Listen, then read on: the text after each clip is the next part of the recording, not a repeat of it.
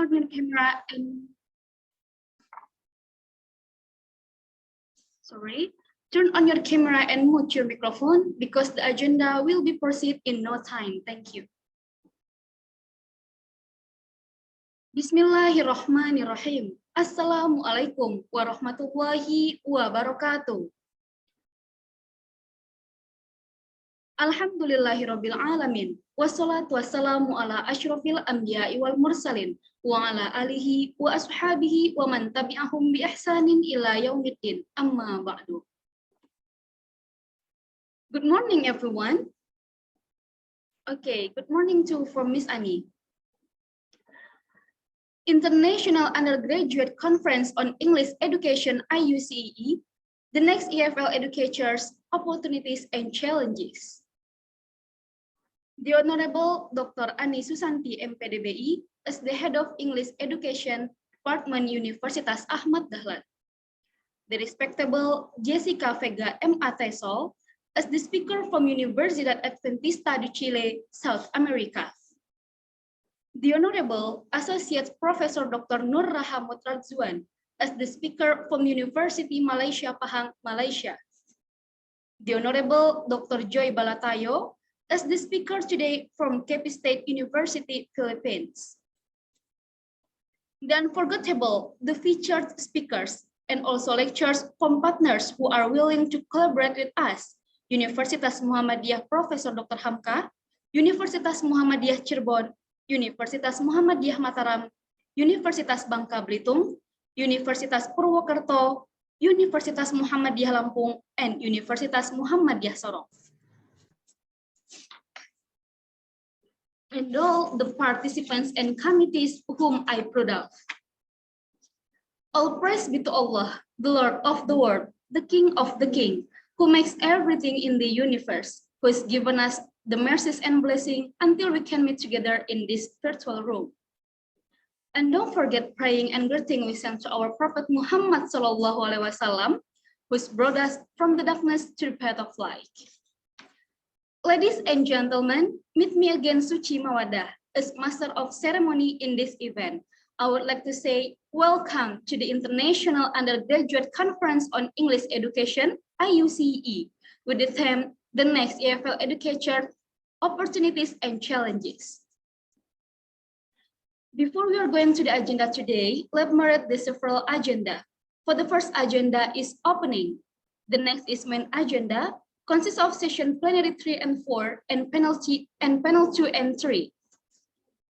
The next is best presenters announcement, and the last is closing. Ladies and gentlemen, for the first agenda is opening. Let's open our event today by reciting Basmalah together. Bismillahirrahmanirrahim.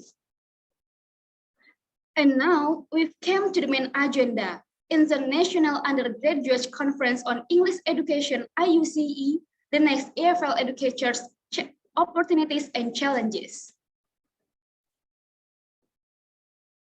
Distinguished guests, we are entering to the first sessions, which is the second plenary session.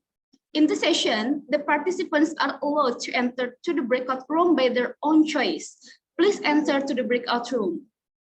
And in this session, we will be guided by Mr. Miftahul Furqan SSMPD as moderator in room 1, and Mr. and Miss Dwi Indra Aprilian dari MPD in room 2. To the moderators, time is yours.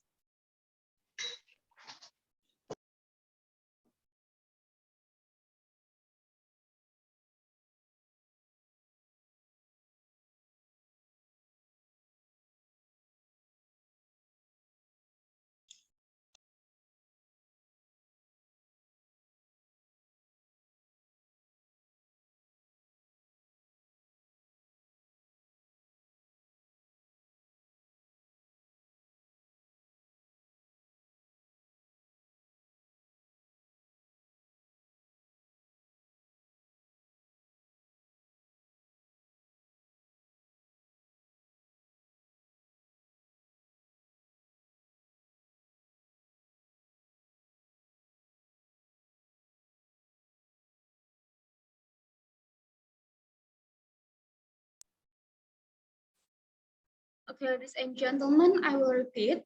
In the session, the participants are allowed to enter to the breakout room by their own choice. Please enter to the breakout room.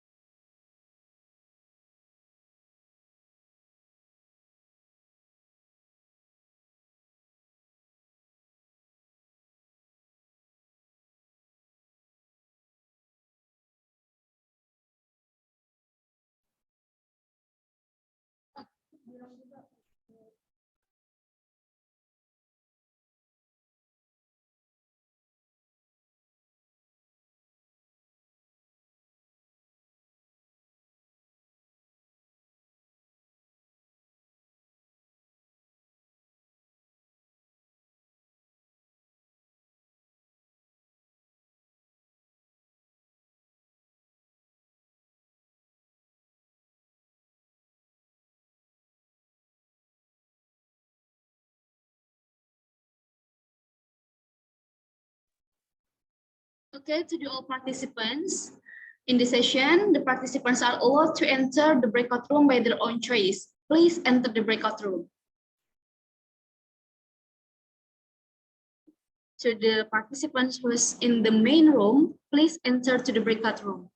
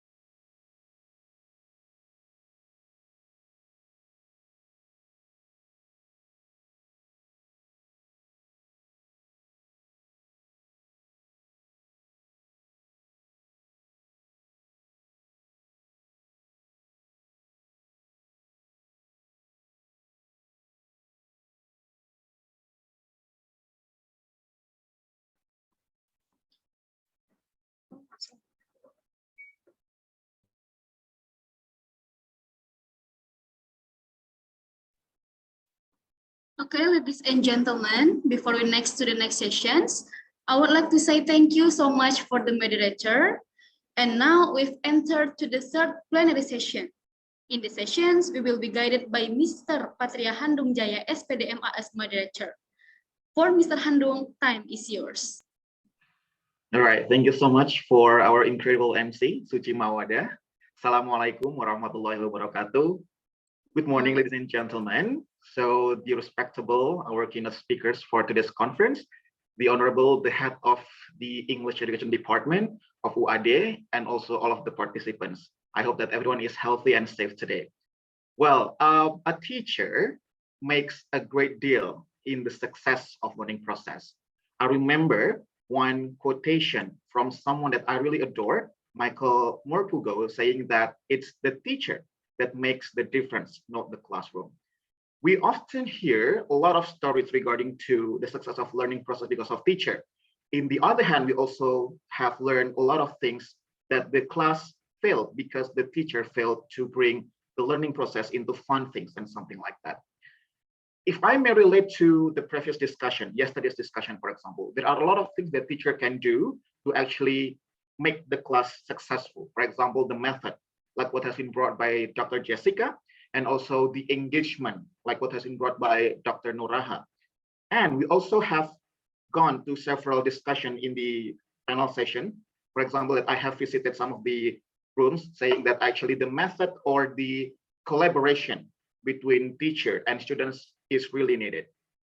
After having a preparation, the next question would be, are we ready to be an EFL teacher? Because there are a lot of challenges that will be faced by the teacher, especially the student, and not to mention the situation that we have right now. When we talk about pandemic, of course, that we cannot avoid that education has a big impact because of this pandemic. To answer the questions, I will not answer the questions, of course. I would like to introduce all of our audience here to our incredible speaker. I would like to greet her first. Good morning. Assalamualaikum, Dr. Ani. Good morning, Mr. Handung. So Dr. Ani was and still is my favorite lecturer. It's been really an honor for me to be here to be the moderator for her. So Dr. Ani will deliver something really special. So Dr. Ani, are you ready? Yes, I'm ready. Before proceeding to Dr. Ani, I would like to read some of the short biography of her. So Dr. Ani Susanti is an academic staff in Universitas Ahmad Dahlan, Yogyakarta, Indonesia. She has been teaching in English education study program since 2006 and graduated her doctorate degree from Universitas Negeri Malang in 2020. She is currently an assistant professor and her research interest includes teaching English writing skill, pre-service and service teacher program development, materials development, and ICT in ELT. She is also reviewer in ADGES and ELTEJ journals and member of TEFLIN, Asia TEFL, and also Mazda. This morning, she would like to deliver really interesting materials regarding to what I have mentioned before about the readiness point of view from teachers. In this case, she would like to focus on pre-service teachers on how their perception to face the real challenge in teaching. She also will talk about the readiness of those pre-service teachers as well as the challenges and also what they need to prepare during the teaching process. Therefore, without any further ado, Dr. Ani, the time is yours. Thank you very much for the time. First, I want to ask how long my presentation time? Yeah, so you will have 25 minutes, Dr. Ani, and then additional 10 Okay. minutes for the Q&A session. Okay, thank you. So I will manage the 25 minutes in brief. Let me share screen. Okay. Can you hear my voice clearly? Very clearly. And also the PowerPoint? Yes, ma'am. Okay. Good morning, everyone. I hope everyone here is good, healthy, and we are ready to have some discussions because this morning we have also panel discussions in 2 rooms, which is very interesting. I joined both rooms. I have 2 gadgets and I follow all rooms. First, I will start my presentation by asking you these questions.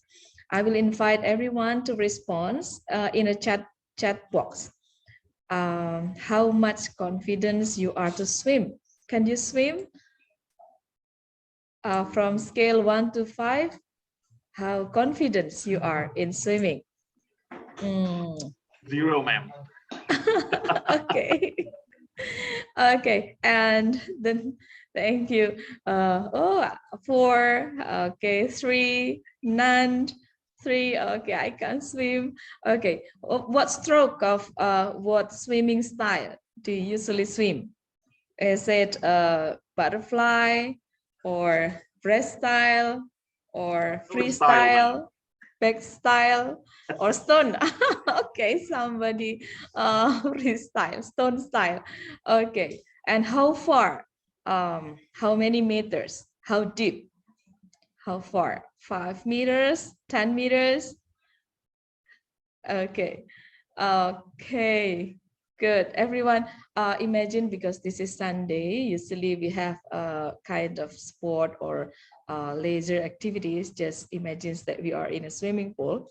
I want to invite you to think, to remember the first time you see the swimming pool, and what kind of feeling at the first time you see the swimming pool, or at the first time you splash or jumps into the swimming pool.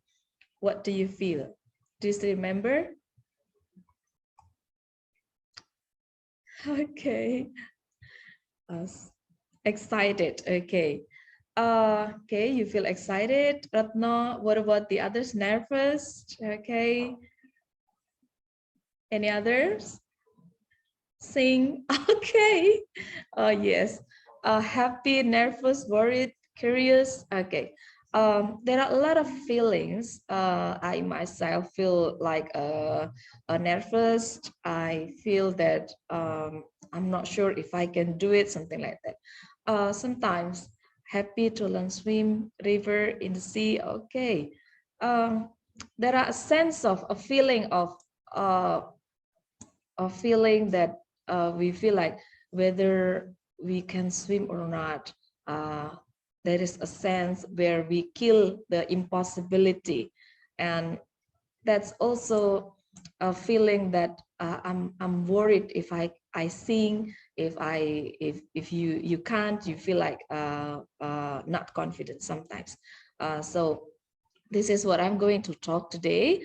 I'm going to talk about the concepts of self-efficacy, teacher efficacy, pre-service teachers, and I have a small survey in our department, and I try to make some conclusions in terms of recommendation, and I would like to welcome everyone, especially from different contexts, to discuss whether you also have the same experience and what kind of practices in your context to support the students in preparing their future as a teacher.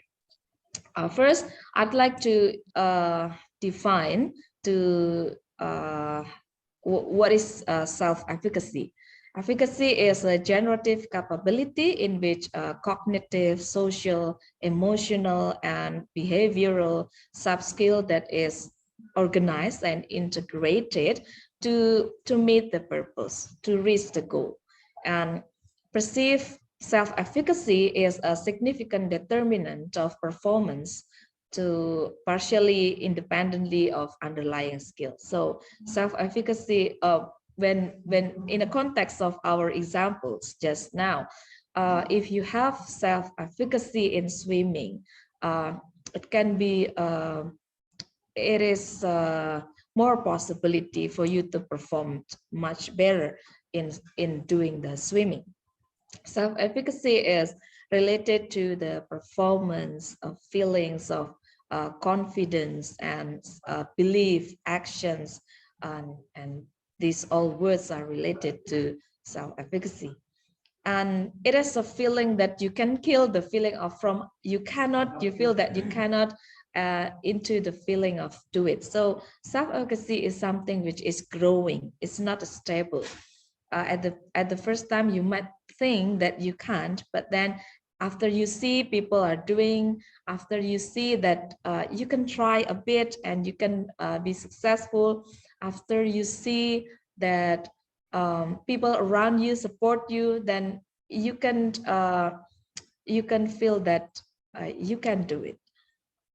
People with people with low self-efficacy, they have low confidence, and they have less effort when they meet difficulties. They feel that well, they give up easily. And people with high self-efficacy, they have more confidence. They will try their best. They will try harder to master the challenge, and they will recover quickly after they meet the disappointment, or if they feel setbacks or difficulties, they will recover easily. So it is a kind of predictor.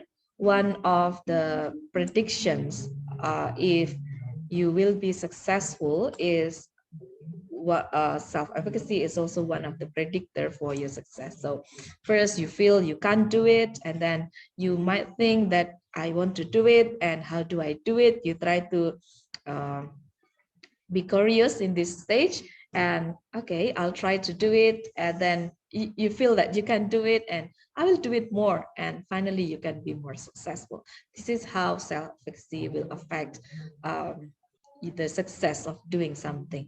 And how self-efficacy comes up, Albert Bandura have already mentions that there are four main sources of self-efficacy. The first is the performance outcomes.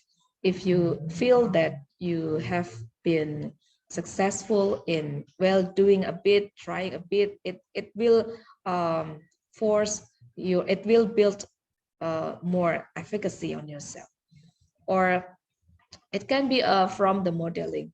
If your friends or people around you can do it, you might think my bestie or my close friend can do it, I will try to do it also, something like that. So it also depends on the role model or people around you.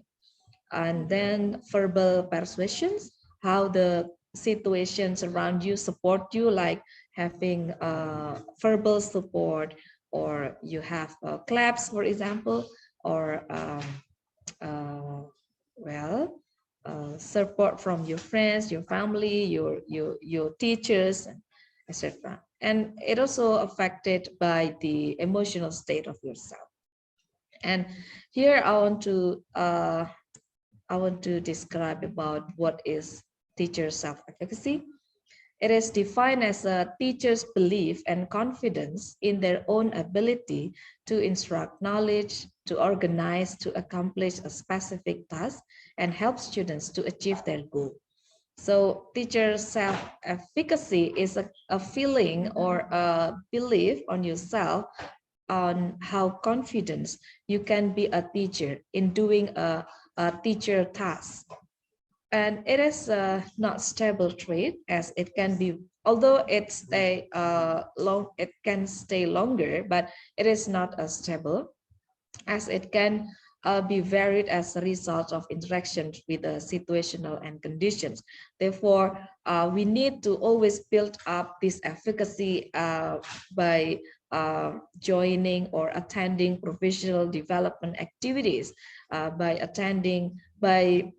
having networking with models, with more positive people around you, so that you can grow your self-efficacy. Why self-efficacy is important as a teacher? Because people with more efficacy, the teacher with more efficacy will be more successful, and they will less likely to leave the professions. Okay, a lot of people think that teaching is not my place, being a teacher is not my passions, then you think it's better for you to leave the professions. Okay, even though it's not many, but some people are leaving their jobs because they don't have they don't have strong efficacy and they don't do anything to build their efficacy. Teacher self-efficacy is related to job satisfactions, career burnout, and approaches toward learners' achievement and motivations. So teachers with high self-efficacy, they will be more persistent in facing a lot of problematic in a classroom, facing a lot of problematic in their teaching context, and they will work harder. They will be more enthusiastic. There will be no much complaining, and they have more goals and aspirations. They inspire more, and they have a great commitment to the teaching.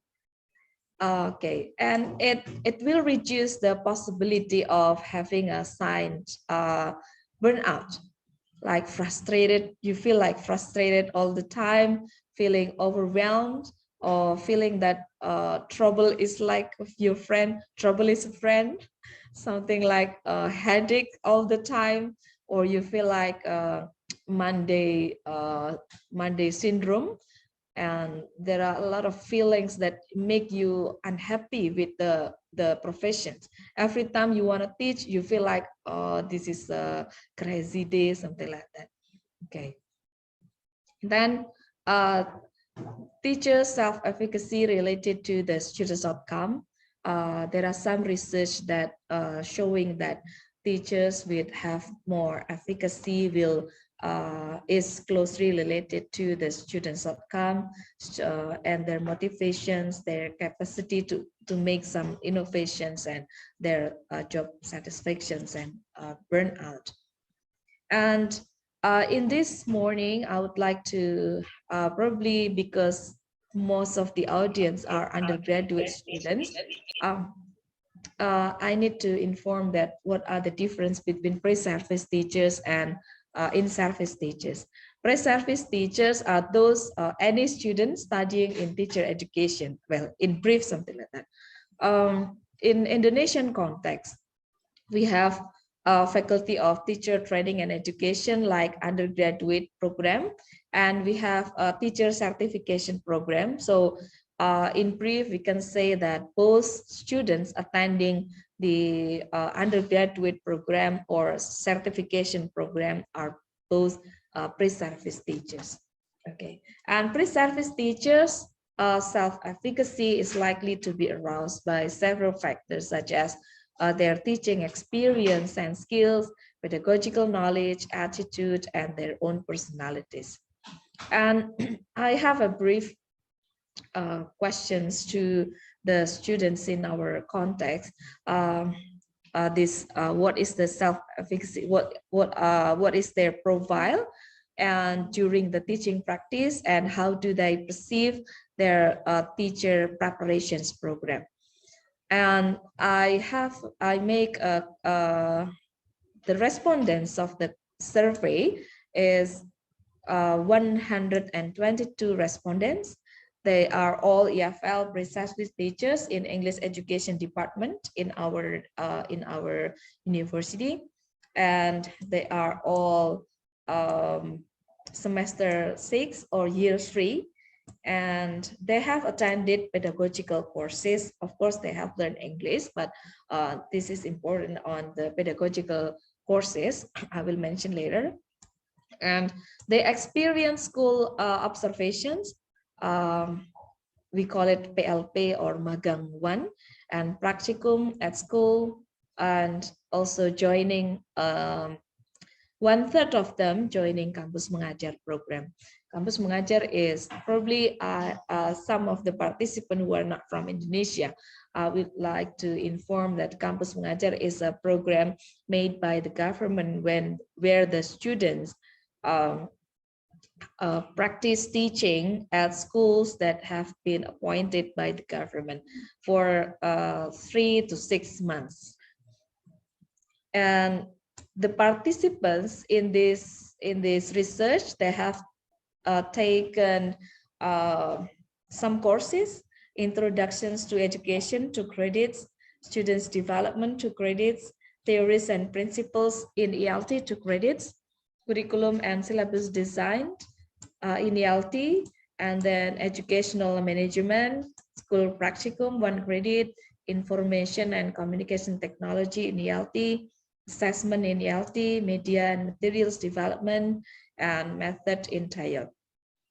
And the instruments I collect from the teacher self-efficacy scale from Bakar 2012. I make some modifications in terms of language, and I do some tryout for the readability. And the scale is from 1 to 4, from not confidence to very confidence. There are 3 domains in the questionnaire. The first is the students' engagement, how they feel, how confident they are in engaging the students.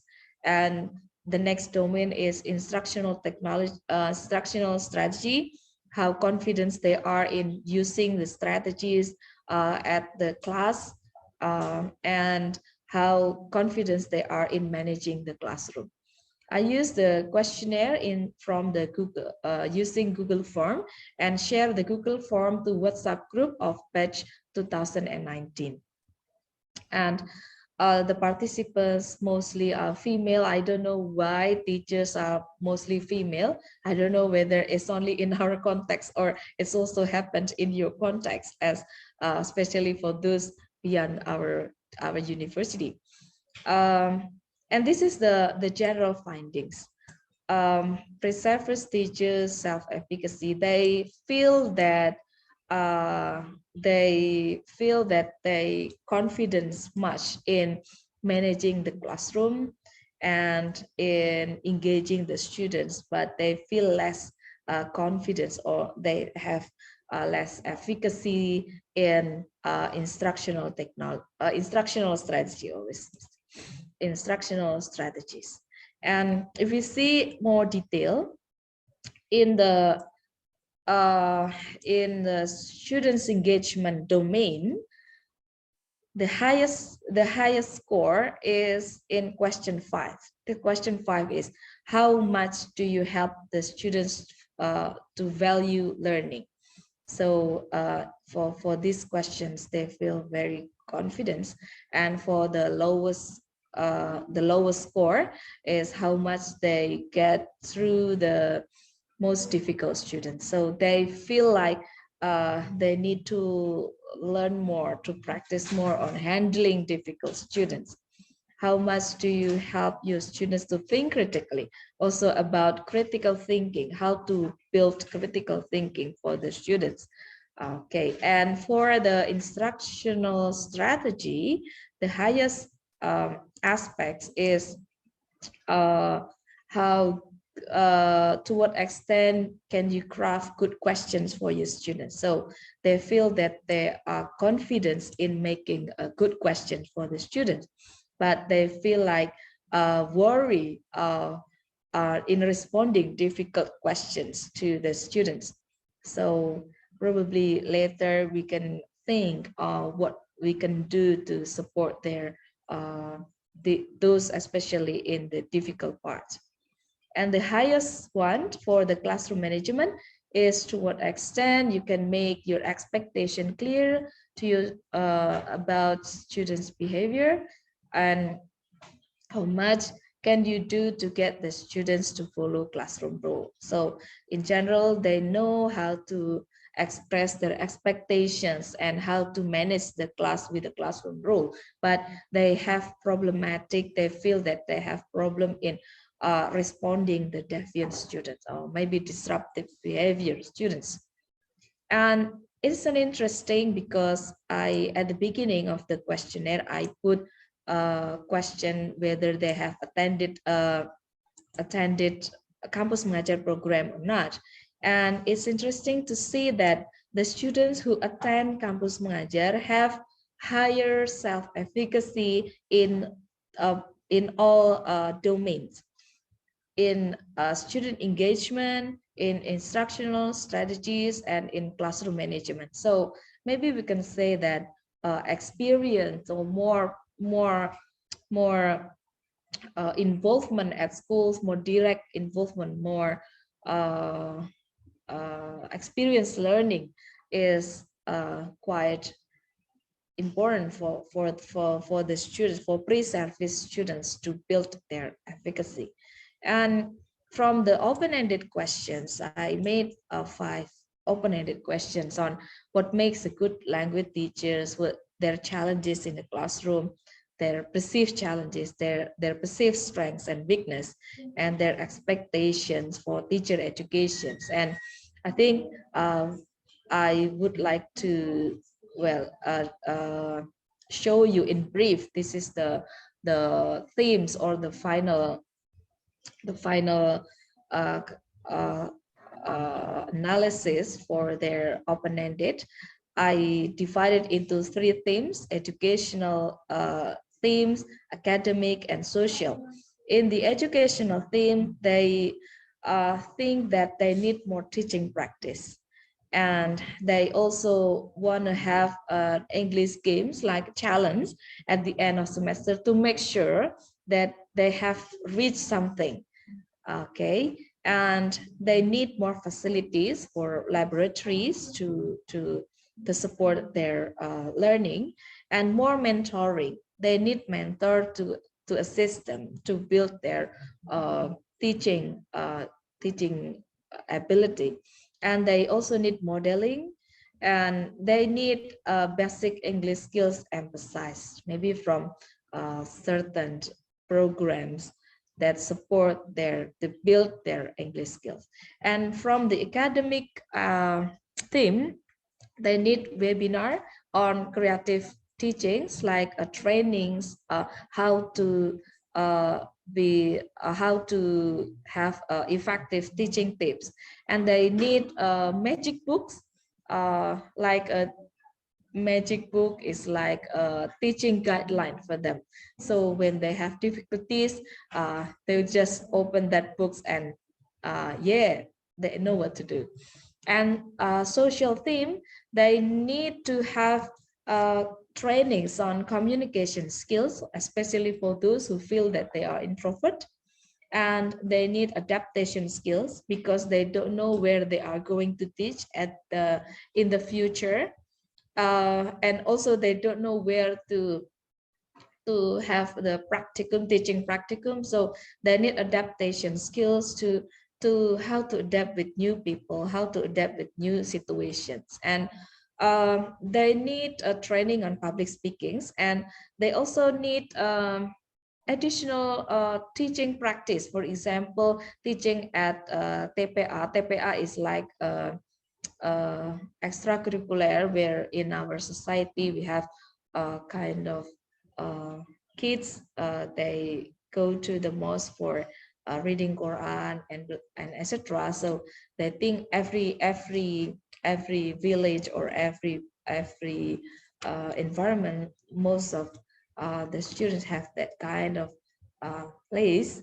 So they think they need more programs to practice teaching in that context. And they feel like they need internship or employability tests to see whether they are really ready to jump into or to splash into the pool, which is the schools or which is the classroom. And I go to the conclusions that there is a need for the teacher education's curriculum to modify the integrations of more practical courses. So we need to consider more experiential learning that integrate the teachers with knowledge and practical knowledge, so they can build their pedagogical abilities. And teacher education programs should consider to arrange curricular or extracurricular, such as involvement at field-related conferences, seminar that can help pre-service teachers to develop their sense of teaching efficacy. I think what we do at the moment is part of our way to support their preparations to be future teachers. And additional opportunities for pre-service teachers to practice their English language skill, especially speaking. public speaking, soft skill training, and guidebooks, teaching guidebooks are needed.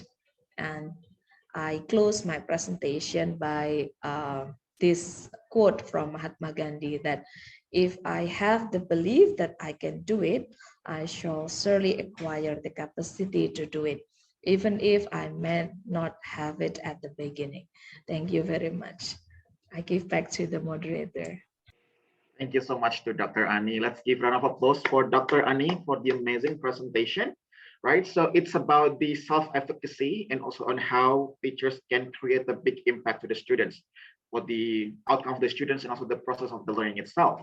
So now I would like to invite all of the participants here to discuss something with Dr. Ani, questions probably, right? So all of the participants, you may drop the questions in the chat box or turn on the microphone and ask directly to Dr. Ani. So for all of the participants, the time is yours. Anyone? We have more or less 10 minutes, yeah, because Dr. Ani exactly spent 25 minutes for the presentation. So for all the participants, we will have 10 minutes for the Q&A session. Anyone?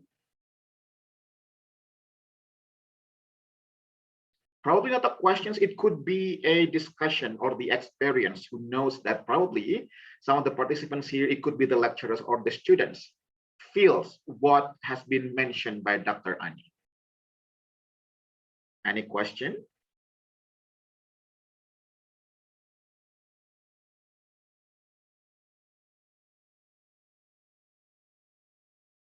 So probably to open the questions, Bu Ani, I would like to ask a question from me myself.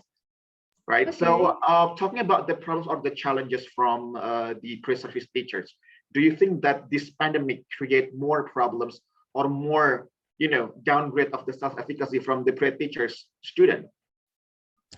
Okay, related to this pandemic, in general, there must be a problem. But if we see that most of the students here, pre-service students are they are the digital natives of technology.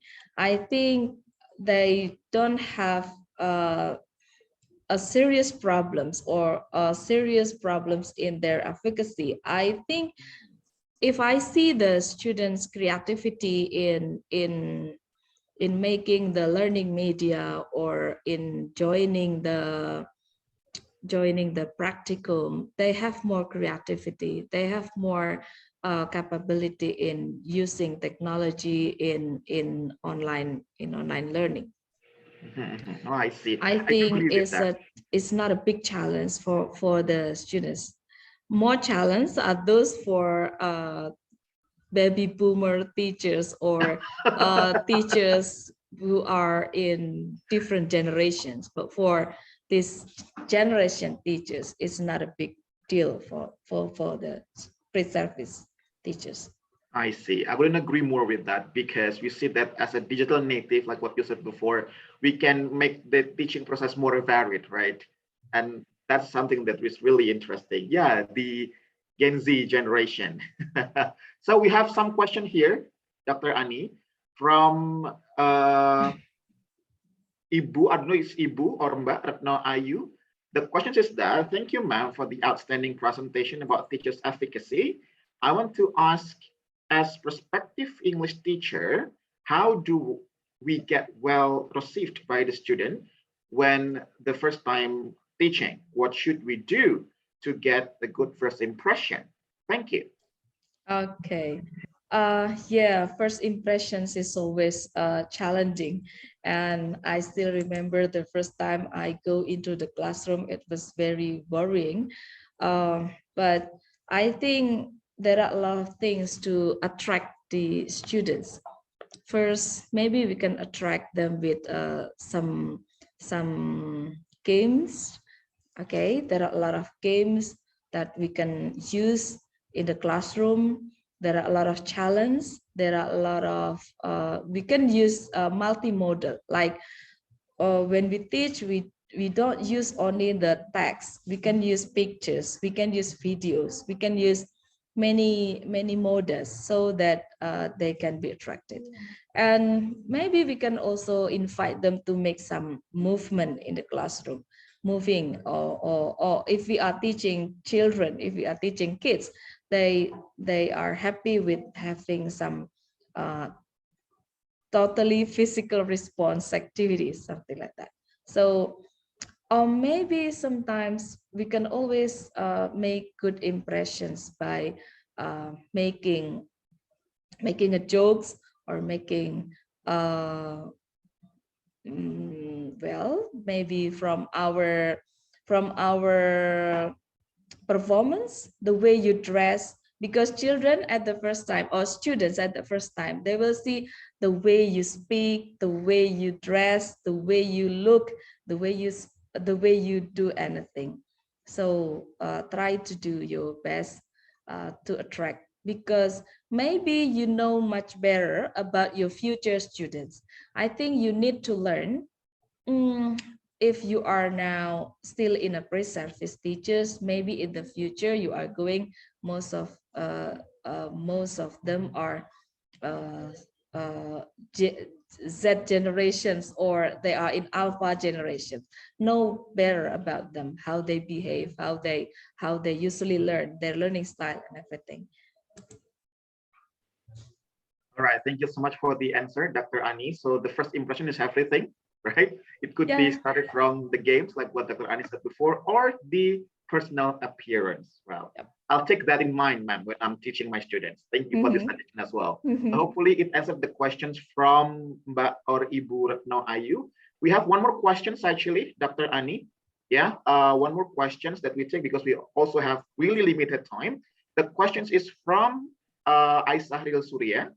So the question is that I want to ask, as a future English teacher, I always feel that I'm not good enough in mastering English materials, and it makes me not confident to teach. How to overcome this problem, ma'am? Okay, yes, sometimes we are not happy with our mastery. We are not confident, but it does not mean that we are not good actually. Sometimes we have already enough, but we are just not confident.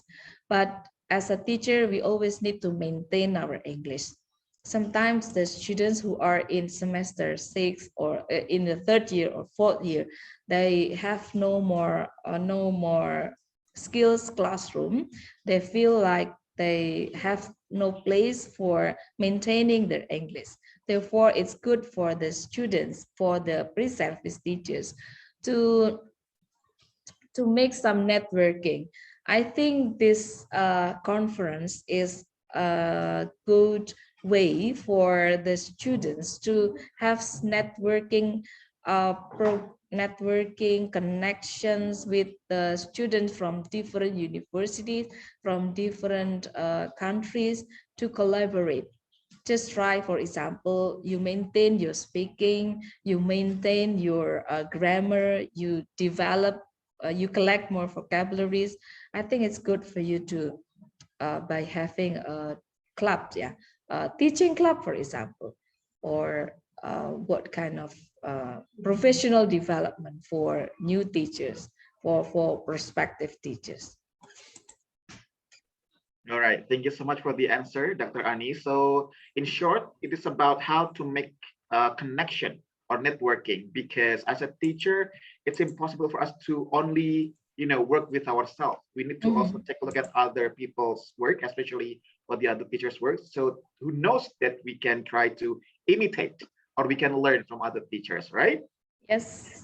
Exactly. Yeah, all right. Hopefully it answers the questions from Aisahril Surya. And here we have one also discussion, Dr. Ani, discussion from the previous questions that answered by Bapak or Ibu Andi Jumiati, giving them a reward. So it's about how to, how to engage the students at the first impression, giving them a reward like chocolate when they finish or give good presentation in a class with their group.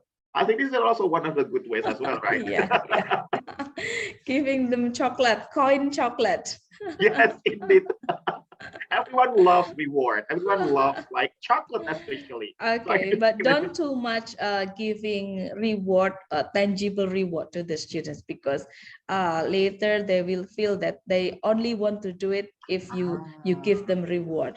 I see. Okay, Agree with just that. give when they deserve to have it. I see. So it's not always a reward, right? It's Doctor? not always a reward, but reward is important. Reward is important because it's also one of the source of the self-efficacy, like Bandura said, that reward, verbal persuasions from the contact, from the community will support. Right. Wow, this is really interesting additional point from Dr. Ani that, yeah, sometimes we as a teacher, we would like to give students reward, but probably we also forget that not all the time we can give them reward, because who knows that they will work only for reward and not for their own intention. Right? Thank you so much for the answer from the opinion, Dr. Ani. Well, ladies and gentlemen, this is a really interesting and amazing discussion, because I believe that everyone could relate, especially the pre-service teachers, all of the students in PBI UAD especially. However, we have a very limited time, unfortunately.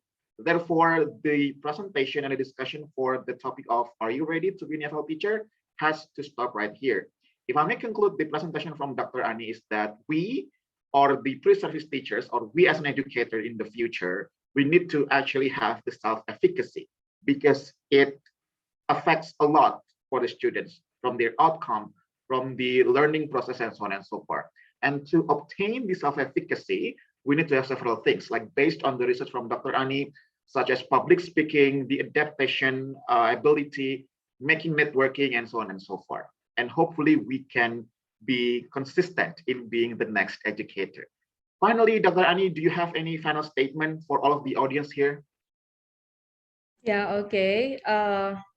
It's always worth to try, and be happy to be the next EFL teachers. All right, thank you so much, Dr. Ani. Well, so that's all, ladies and gentlemen. We will proceed to the fourth plenary session, but it will be led by another moderator. That's why for now, my name is Patria Handung Jaya. Thank you so much. I'm giving the time back to Suci Mawada. Okay, thank you so much for Mr. Patria Handung Jaya as moderator and the amazing speaker in these sessions. All right, ladies and gentlemen, after this, there will be a quiz for the participants. And again, the questions cover general knowledge. The rules I'm like yesterday, I will read the questions twice in each questions. So after that, you can answer. And don't forget to use your raising hand feature that's available on your Zoom meeting. So after that, I will choose it. But the quiz sessions will be held after this one.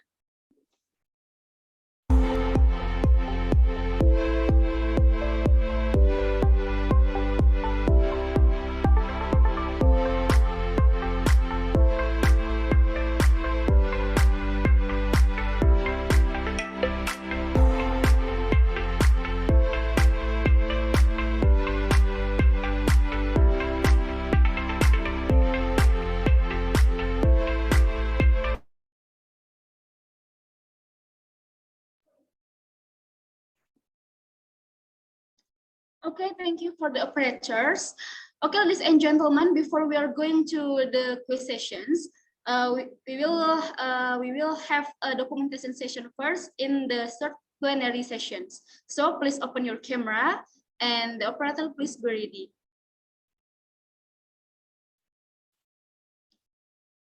Okay, to the participant, please turn your camera on.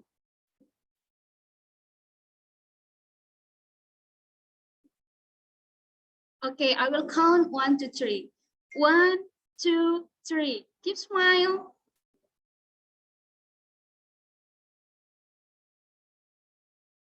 Okay, once again. 1, 2, 3. Okay, thank you very much for the operators and for all the participants.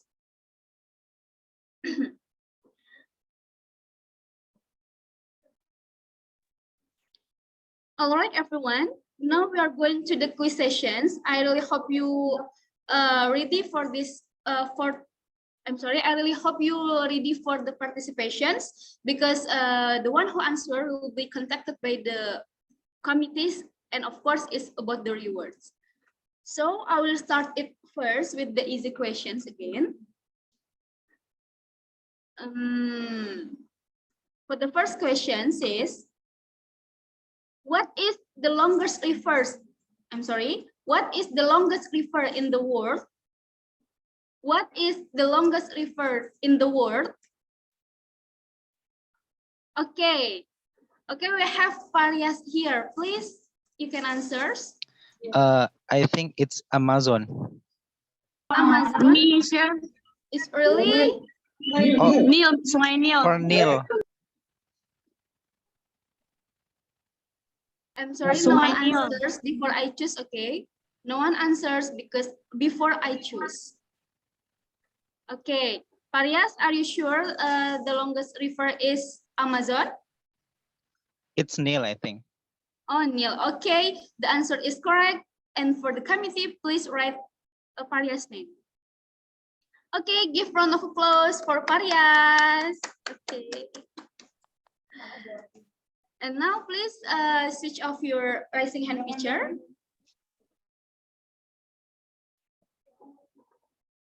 Okay, so we're going to the next questions. Who is the author of Harry Potter novels? Who is the author of Harry Potter novels? Okay, we have Nurul Afifah here. Please, you can answer. Nurul Afifah.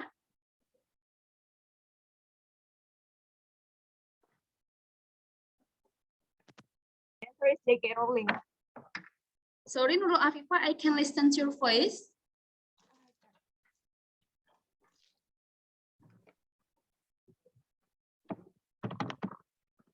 Hello, Nurul Afifah.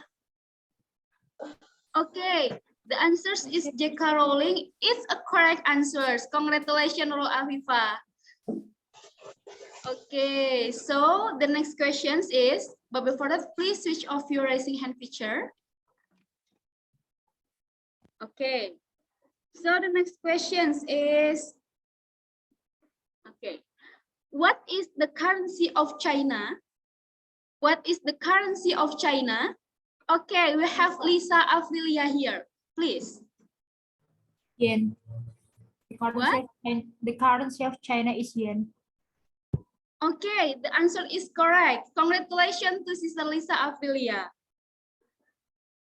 Okay, so the next question is, what is the biggest mammal in the world? What is the biggest mammal in the world? Okay, we have Asep Amrila here. Please answer. To Asep Amrila, please. Well, Can you repeat? well, Yes, right. The answer is correct. Congratulations to Asep Amrila. Okay, so for the last questions is,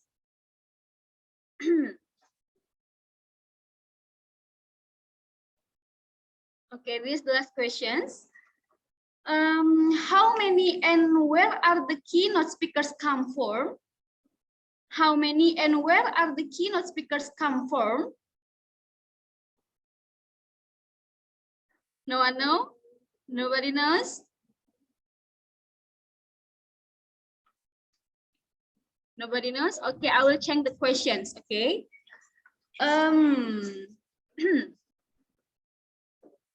Okay. What is the largest continent in the world? What is the largest continent in the world? Okay, we have Mutiara Bilkis here. Please answer.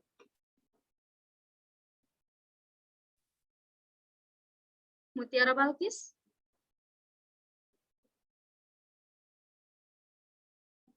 Hello, Mutiara Bilkis, I can listen to your voice.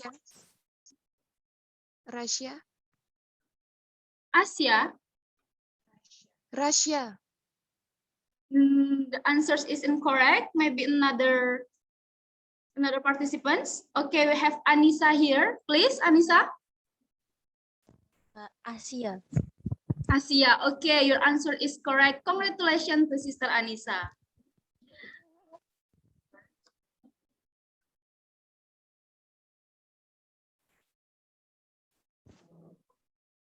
Okay, thank you so much to the participations to the participation to answer the quiz sessions. So next we will go into the next sessions. We have entered to the fourth plenary sessions. In the sessions, we will be guided by Miss Ellen Rosalia Winarto SSM Hum as moderator. For Miss Ellen Rosalia, time is yours. Okay, thank you, Mbak Suci Mawada. Well, can you hear my voice? Sure. Okay, Assalamualaikum warahmatullahi wabarakatuh. Waalaikumsalam warahmatullahi wabarakatuh. Good morning, everyone. Good I morning, am- Miss Ellen. Yeah, I hope we all in a good and healthy condition. We are now in the plenary 4. It is the last plenary of the seminar. I am Ellen Rosalia Winarto, the moderator of this last plenary. I am very pleased to see you here and guide all of you to this plenary. The distinguished participant, I should not be alone here. Belajar kontinen Asia. Okay. Lucu banget. Dari semua orang gak ada yang jawab. Okay, so shall we continue? I should not be alone here. Let's meet our speaker today, Dr. Joy Balatayo. Hello, doctor. Hello, good morning. Good morning. What time is it in Philippines, doctor? It's actually 11 in the morning already. Okay, so it's near to Indonesia. Yeah. Okay, so first thing first, let me tell you a bit about Dr. Joy. So Dr. Joy is a faculty member of the College of Education in Capiz State University in Roxas City, Philippines. He is teaching speech and oral communication, journalism, and also literature subject. He graduated Bachelor of Secondary Education, majoring in English. He also took his Master of Art in Teaching major in English, and also he graduated his doctoral in education, majoring educational leadership. Currently, Dr. Joy is pursuing a Juris Doctor, majoring in law degree. Okay, so Dr. Joy has many outstanding accomplishments that I cannot mention one by one. Okay, that's very nice bio, by the way, Dr. Joy. Okay, so before the presentation begins, let me inform how the presentation will be going on. First, Dr. Joy will be invited to present the material. Dr. Joy has a very interesting topic for today. It is teaching English in the 21st century. Okay, so the presentation will be outlined into 3 parts. The first is understanding the 21st century skill of language students. And then the second is characteristic of the 21st century language teacher. And then the last is language competency in the classroom. And then after the presentation, there will be a question and answer session followed by the conclusion. Now, allow me to welcome Dr. Joy to deliver his presentation. Dr. Joy, the time is yours.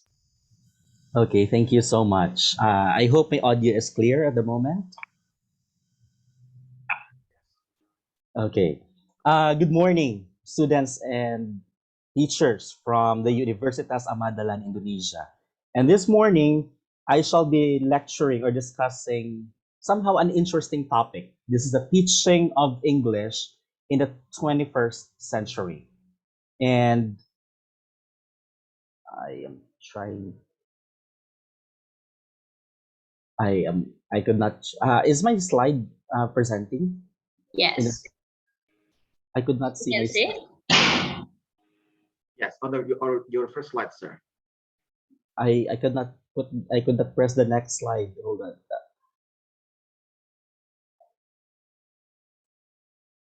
Maybe you can start again your PowerPoint.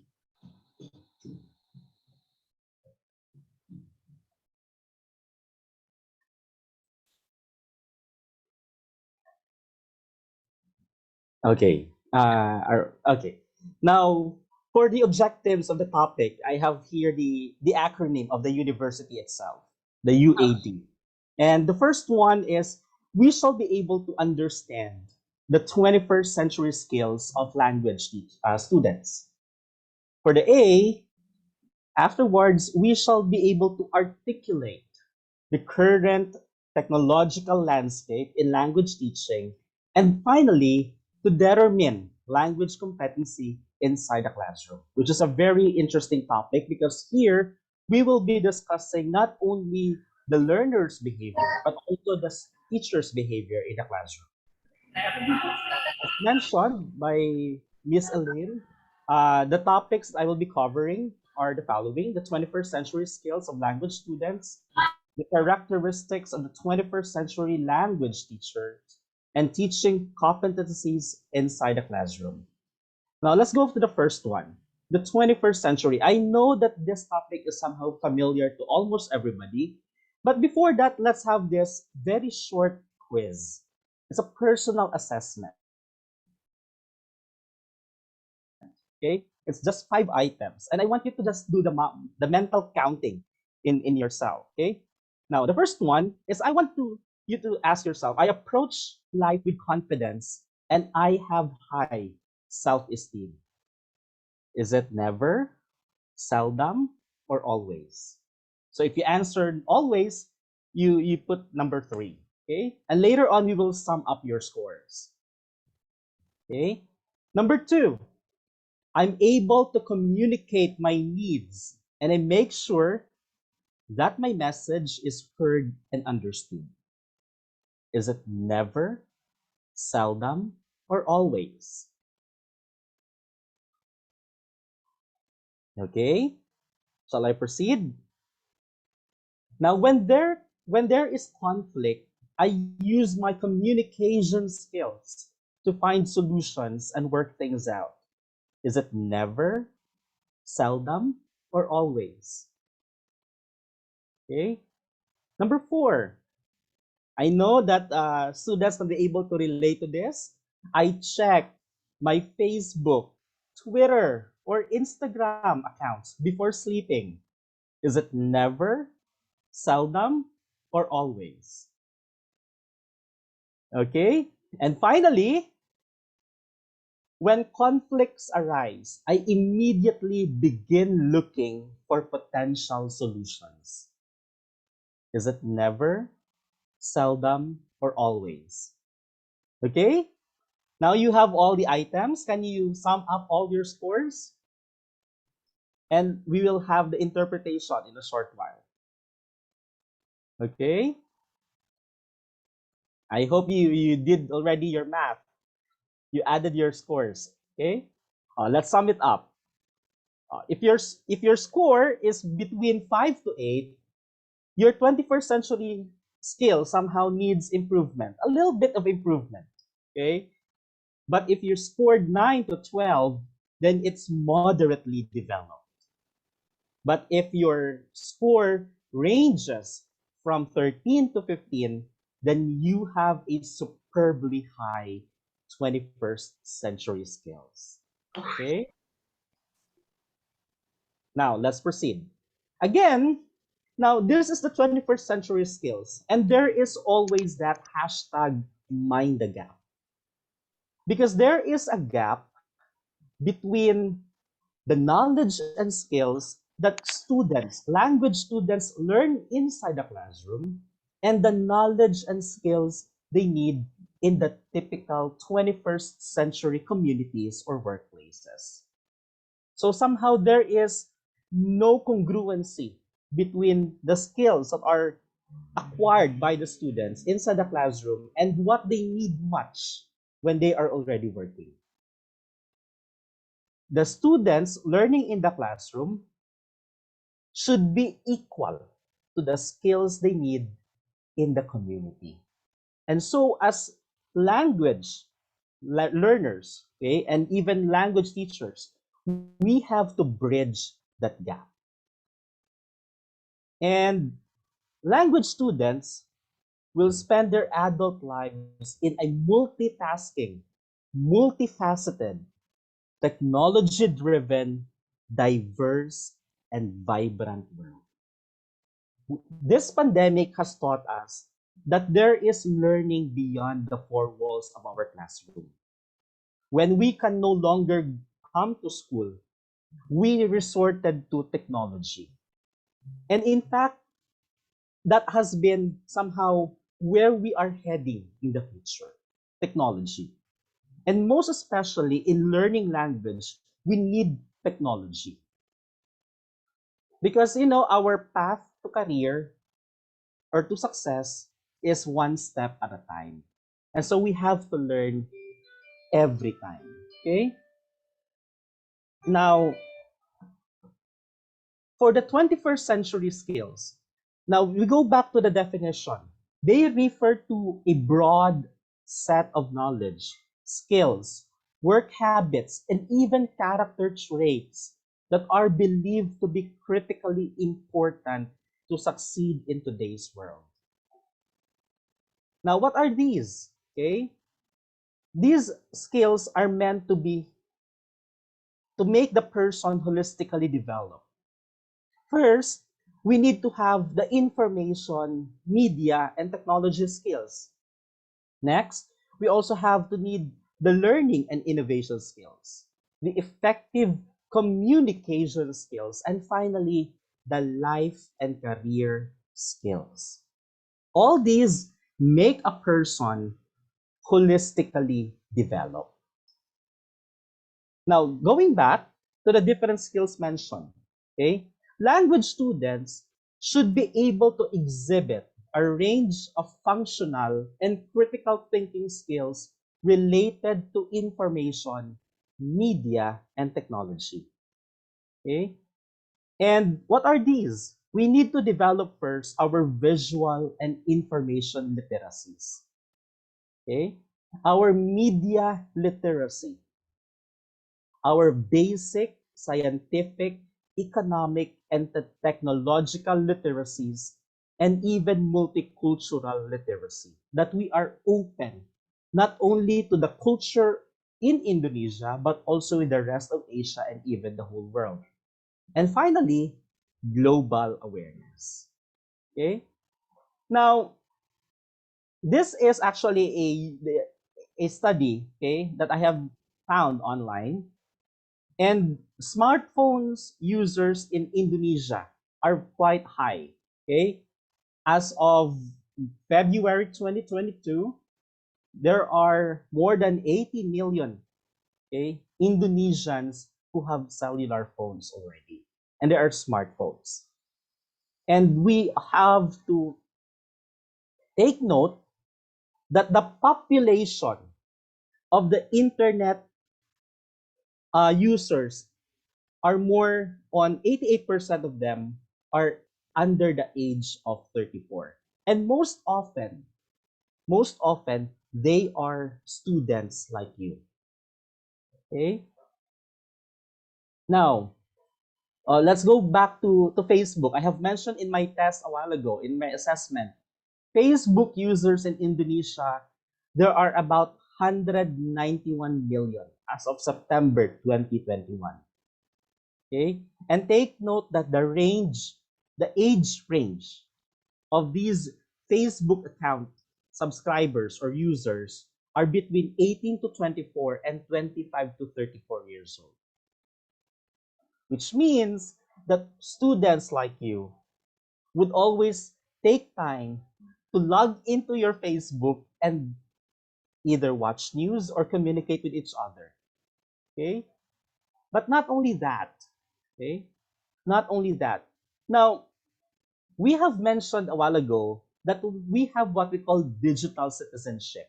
This is promulgated by Mark Renzi, an American writer who until now is even alive. He is actually 75 years old at the moment. And according to Mark Renzi, we could either be digital natives or digital migrants, or in some books that he has written, we call this digital immigrants. Okay? And based on this, we have the new alphabet. When A is no longer, any animal, but A is already an apple, B is for Bluetooth, and so on. And students nowadays tend to familiarize themselves with all these things that are being flashed right now, especially the new alphabet in the 21st century. Okay? And we are even what we call sometimes Wi-Fi baby. Diba? Sometimes when we go into a place, we would always look into whether there is a Wi-Fi connection or there is a free Wi-Fi connection, or even schools. Especially, probably, I don't know in the context in Indonesia, but here in the Philippines, if I may to share to you here in our context, students here would always think of or suggest that schools should have Wi-Fi connections for everybody. That's why I would like to hashtag Wi-Fi baby. Okay? Now, are you Wi-Fi babies too? Is it a yes or a no? Okay? I hope you now, what is digital citizenship? But what is your digital citizenship? This is important. Now, because here in education, in language education, there is a problem. Sometimes digital immigrant language teachers are struggling to teach a population that speaks an entirely new language in the digital era. Sometimes our students are even more very good in using technology than us teachers. And because almost all of you right now in the participants are pre-service teachers, definitely you will be put into a position when you will be teaching students someday who are even very good in media and technology. That is why, as early as now, we have to familiarize ourselves with what is going on in today's generation, most especially with how often we use technology in learning. Okay? So learning and innovation skills, this is another concept, part of their 21st century skills. This focuses on creativity and critical thinking, which are essential in preparing language students for the future. Again, there are two C's here. First is that we have to be creative and we have to be critical thinkers. It is not necessary. It is not only important that we read things, we also have to understand what we are reading. It is not necessary or it is not important only that we appreciate works, but it is also important that we have to be creative ourselves. It is not just necessary that we read what we can see or what we can read, but we have to think critically at the moment. Now, learning and and innovation skills focuses on creativity and curiosity. Also, it focuses on critical thinking. Okay, this is very, very important as future teachers, as pre-service teachers right now who will be teaching by the time you graduate. It is very important that you also have to impart to your students how to be creative, to be curious, to ask questions, and more importantly, to be critical thinkers. And of course, the problem solving skills, that we know how to solve problems. Okay? And finally, we have to be risk takers.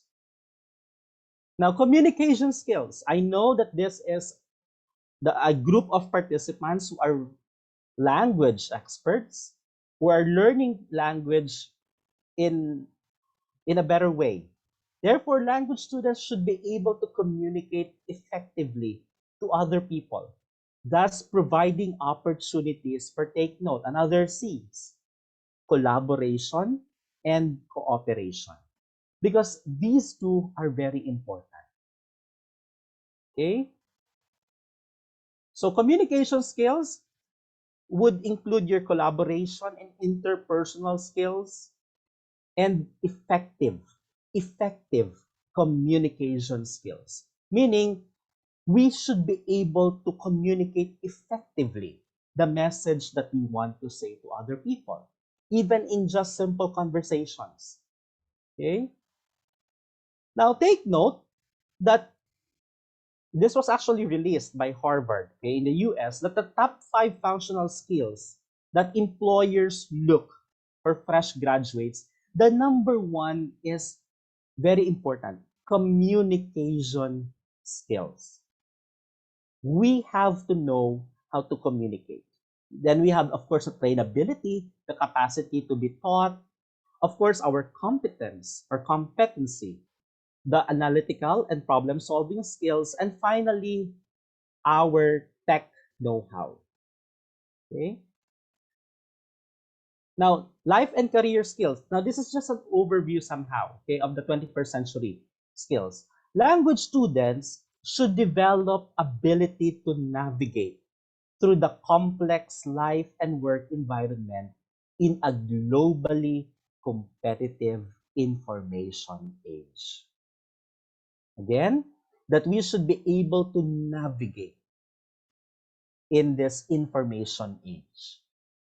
Now, this includes probably flexibility and adaptability, initiative and self-direction, social skills and cross-cultural skills, productivity and accountability, leadership and responsibility, and very important, ethical, moral, and spiritual values.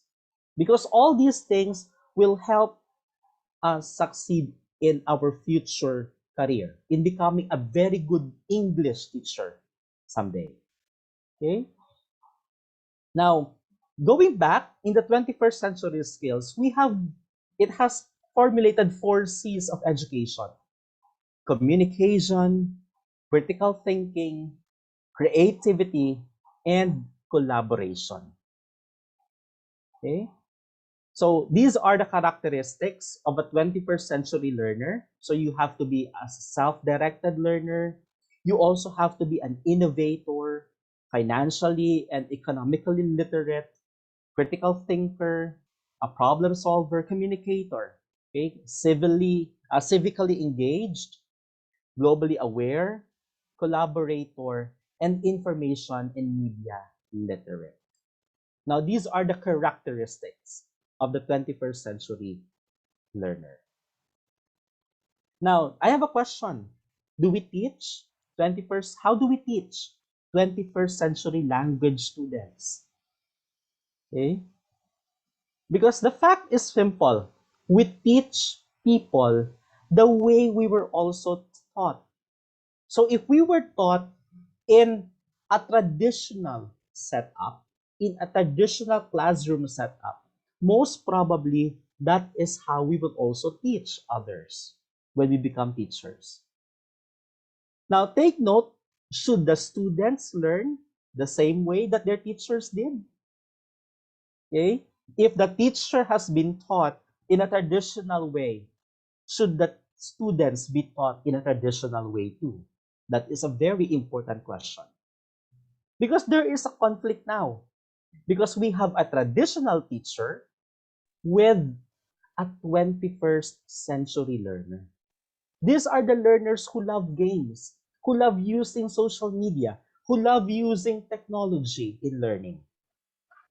Okay? So what should have been? There's also another conflict. Sometimes we have traditional learners versus the modern learners. And we have to dissect this, okay? We have to compare the old learner versus the new learner. In the old learner, we basically focus on the text only, while for the new learners, we are more visually comprehensive. Okay? We are more comprehending when we see things, not just read them. And then sometimes in the old learner, they are just passive. Okay? They will just sit in the classroom the whole time and listen to the teacher. But now, in the new learner, they are more hands-on. They have to be the one to discuss. They have to be the one to talk. They have to be the one to argue their point. Also, for old learner, this is more formal. But for the new learner, it's more personal now. Because, well, it's technophobic also. They sometimes fear technology. But for the new learner, they are techno savvy. They know how to manipulate technology most often. And then now, for the old learner, they are more on independent. They study on their own. While for the new learner, they are more interactive. They love interaction. They love communicating with other people. For the old learner, they are more competitive. But for the new learner, they are more collaborative. They love teamwork. They love group work. Okay? And for the old learner, it's more on sequential. While for the new learner, it's non-linear. Okay? So what should be? What should be the situation in the classroom? It should be the 21st century learner and a modern teacher. Okay? It means that the teacher now should adapt to the kind of students that we are teaching inside the classroom. With this pandemic has taught us, some of us may not even be very good with Zoom or Google Meet, but because of the pandemic, we were forced to adapt to the change in the situation or to the setup. So do you have any questions for the 21st century skills of the students? Anyone? Okay. Participant, so you have question, please, you can raise your hand. Dr. Choi has given us very informative and interesting information. Yeah. Please, participant, it is very good information for us as a teacher. We are now a modern teacher. Yes, Hendra. I still have two topics after this. Yes, this is the first topic. If you have a question, please ask to Dr. Joy.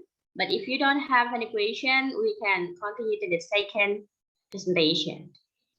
Okay, or maybe we can have all the questions afterwards. Okay. Okay. Now, Dr. Joy, you can continue the second topic. Okay, now we have understood the 21st century learner, language learner. We come now to the 21st century language teacher. Okay, so what are the characteristics of a 21st century language teacher? The first one is that a language teacher should be the adapter. What does it mean? The 21st century language teacher is able to adapt teaching styles to be inclusive of different modes of learning. Because in the classroom, we have many types of learners, and we have to adapt our strategies in teaching to suit them. Sometimes we have what we call differentiated instruction, or we have what we call inclusive instruction to include everything. So when we are teaching English, for example, we can have students who are very good in speaking as one group, students who are more on listening as one group, and then students who are more bodily kinesthetic in one group, and then give them different set of activities. That is adapting teaching styles to the different kinds of learners that we have. So we have to be adapter. The second one is that a language teacher is the communicator in the classroom.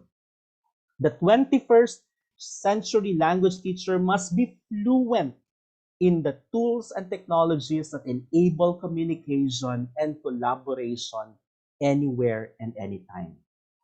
because you are all pre-service teachers. You have to take extra mile in learning language because you will be teaching English someday. You have to be fluent in communicating English, most especially inside the classroom to your students. Next, the teacher is also the learner sometimes because we have to be a lifelong learner. Whether we admit it or not, teachers also learn from the experiences of the students. Teachers also learn from the things that students may share in the classroom. Okay? A language teacher is a visionary, which means that we should have a rich imagination to look at others' ideas and how we will use them in our class. Okay? And then, of course, language teachers are the leaders also. We lead by example. Okay? And here, we are also the model because the language teacher should model the behaviors expected from the students. We also have, because we will be teachers someday. Okay, we are all pre-service teachers who are listening right now. Therefore, you have to model the attitude that you also expect from your students. These include tolerance, acceptance, wider view than just their curricular areas, global awareness, and reflection. Okay?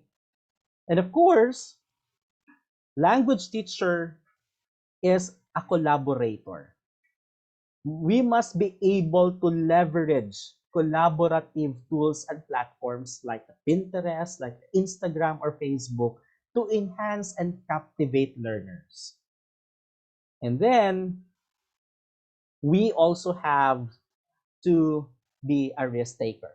We have to take risk and understand how to navigate products and teach students effectively. Okay?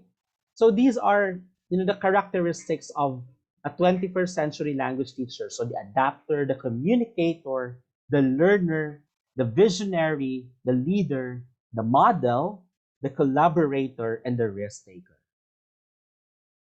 So what must 21st century language teachers do to develop the critical thinking in language students? So first, of course, we have to integrate critical thinking skills within and across all our lessons. We also have to establish safe, intellectually risk-free learning environment to our students. And then we have to provide students with opportunities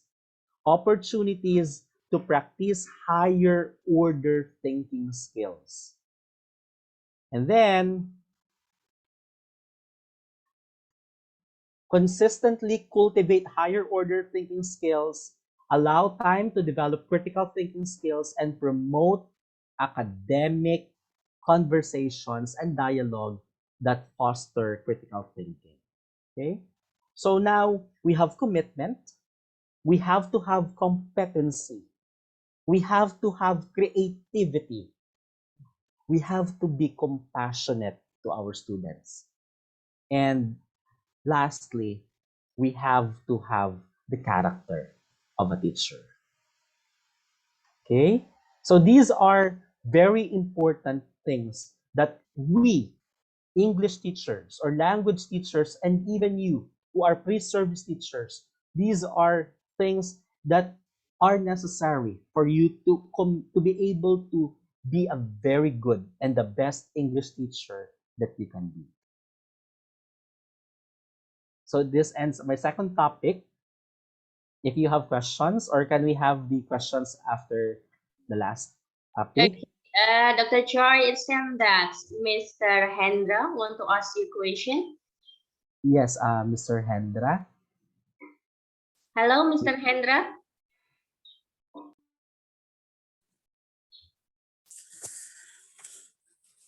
Yeah, Mr. Henda, please. Ask Yeah, Dr. thank you. Thank you for the times given to me. It was a very nice and inspiring presentation, Pak Joe. Yeah, what I want to share and address is about the change. Yep, the changing paradigm, or it is a kind of shifting paradigm. Yeah.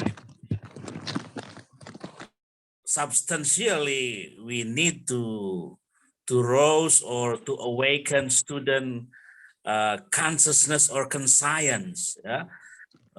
As it was mentioned by the Freire, yeah, Paulo Freire, and many other educational thinkers. So, yeah, as you mentioned that we need to provide or to take student into focus with the higher order thinking. Yeah. But again, sometimes they know they get more knowledge, but they are lacks of consciousness, lacks of what we say, that commitment with the values, commitment with the issues that actually student of universities should concern. So how to address that this kind of paradigm, yeah, critical pedagogy, yeah, that was addressed by Paulo Freire, Pak Jo. Thank you for the response. Okay, Dr. Joy, you may answer the question. Okay, for the development of the values, if I have understood the question, the development of the values and the character of the students, then we have to be more, we have to really take time in teaching our students not just the basic concepts, but we also have to take time in teaching them how to behave well, because these are the standards of society. That as future teachers, there are some standards that are expected of them. That is why values integration in the lesson is very important. We do not just, for example, in teaching literature, we do not just teach them what happened in the story. We teach them what important lesson can they learn from the story. And if they were the main characters, would they do the same thing? Would they not do the same thing? Okay? So values integration in language actually is very crucial, because even if we are just teaching grammar, then probably our examples can focus on values. Even if we're just teaching them pronunciation or phonology, then probably the words that we can let them pronounce talk about values. That way we are imbibing them with the values without them really learning from it. But it is being emphasized already in the classroom. Okay? Okay, so Mr. Hendra, the answer is value integration that can sieve this paradigm. Yeah, Okay. thank you for the response. You're welcome. Okay, now, Dr. Joy, you can continue to the last topic of your presentation. Now, we have now instructional competencies in language that are present in the classroom. And these are observed, okay? These are actually just guide. But we have to take note, we have diversity of learners in the classroom. Then we have, of course, the teacher's behavior during the actual teaching. We also have the learner's behavior in the classroom. And of course, we have the planning, assessing, reporting learners' outcomes. So let's take them individually. Diversity of learners. As future teachers, we have to somehow prescribe to this, okay? We have to set our lesson objectives within the experiences of the learners. Not just within their competencies, but within their experiences. Why? Because it's more on contextualization. The students will be interested to learn if they have experienced such thing, if they are familiar of such thing. Also, we utilize various techniques and strategies that are suited to different kinds of learners. So this is what we call differentiated instruction, which I have mentioned a while ago. We can have, for example, after teaching language in our classroom, we can group them according to their multiple intelligences. Because our students have multiple intelligences. Some may be verbally linguistic intelligent, some may be bodily kinesthetic intelligent, some may have musical intelligent. Okay? So we have to have a variation of techniques and strategies in order to address their multiple intelligences. And of course, this is very important. We have to show fairness in dealing with our students in the classroom. This is more on doing away from favorites. Because sometimes teachers have favorites too, right? Sometimes we always ask those who are answering without taking into consideration that there are other students too who are willing to answer but are just shy in raising their hands and in asking questions. So we have to be fair in calling them out and let them do something. And of course, this is very important. We have to pace our lesson appropriate to the needs and difficulties of our learners. Pacing of the lesson is very important because it will make sure that our lesson is not just too fast, it is not also too slow for everyone. Remember that we have fast learners in the classroom, but we also have learners who may be struggling in the classroom. Okay, so we have to keep our pacing appropriate. And take note of this, we have to provide appropriate intervention activities for learners who may be at risk, for learners who may not be fast learners also, for learners who may have difficulties in speaking. We have to address and intervene, okay? Because they all talk about diversity of learners. Now, what about this? How should the teacher's behavior in actual teaching? Okay? A teacher should teach accurately and updated content using appropriate approaches and strategies. It is very important that we do not just teach accurately, but should we teach, we have to remember to use appropriate strategy in teaching. Also, we have to align our objectives, our teaching methods, our learning activities, and even our instructional materials. Because they are very important. They all work together. They all work together. We also have, again, encourage learners to use higher order thinking skills in asking questions. Personally, I would appreciate when my students keep on asking questions because it means, number one, that they are listening, that they are participating, that they have questions within them that need to be answered because they are thinking more than what is given. And this is very important.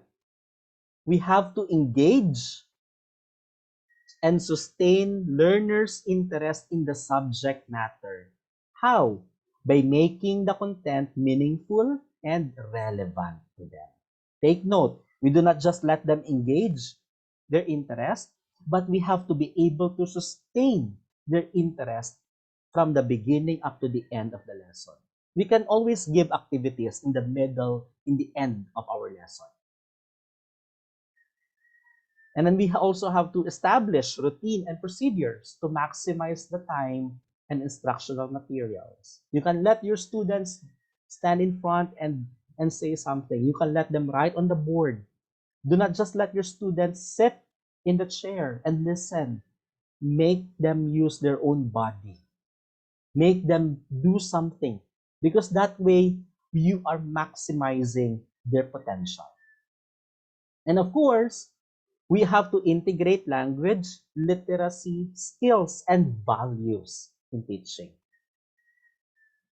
And here, we also present the lessons logically and in a developmental manner, from the easy to the most difficult.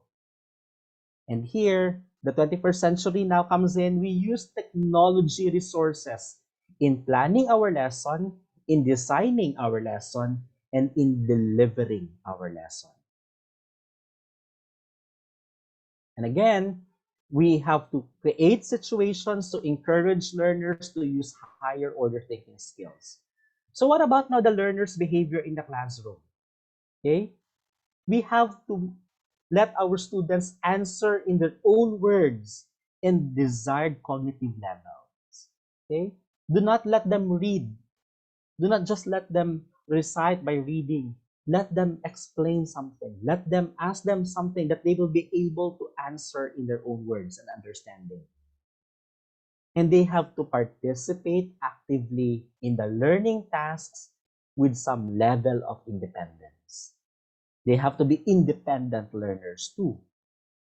And take note, encourage learners to ask questions that are related to the lesson.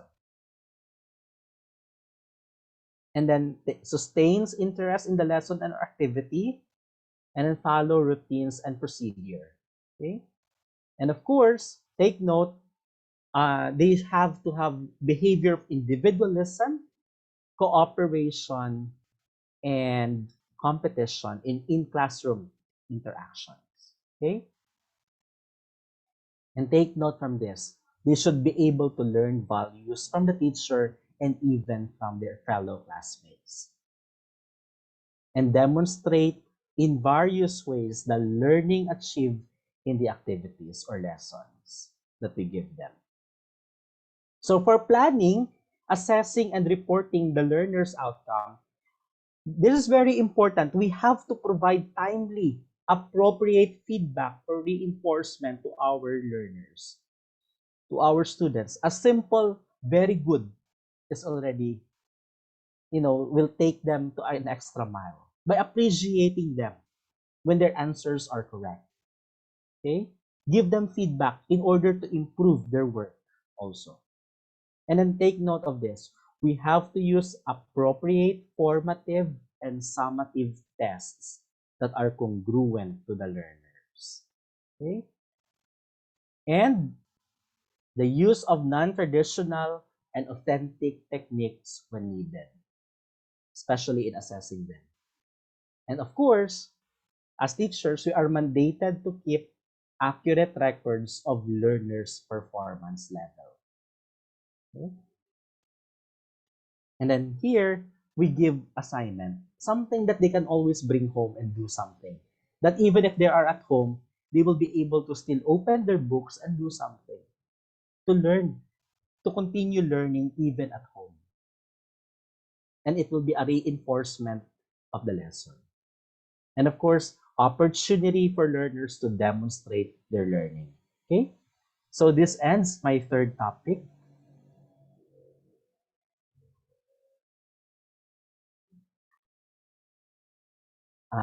You are muted, Miss Aline. Miss Aline, you are muted. Oh yeah, sorry. Okay, so Dr. Joy, you have one question here in the chat box from Anissa Al-Sadila. She asks how to train in communication skill and trainability in improving the functional skill that recruiters are looking for fresh graduated students. Okay, how do we train communication skills? Okay, and trainability, improving the functional skills that recruiters are looking for fresh graduate students. Okay, basically in training communication skills, the best way that we encourage students to communicate or to develop their communication skills is let them practice it. They have to practice it all the time. Personally, because I am a teacher too, I would always let my students, speak English in the classroom. And I would encourage them that even if they leave home, they leave the classroom rather, even if they are just outside, they are just in the canteen or in the mall, they would speak English. They would speak the language, because that is what they want to improve. Students learn best when they are practicing more. So encourage them to really communicate in English. In that way, it will improve their language or communication skills.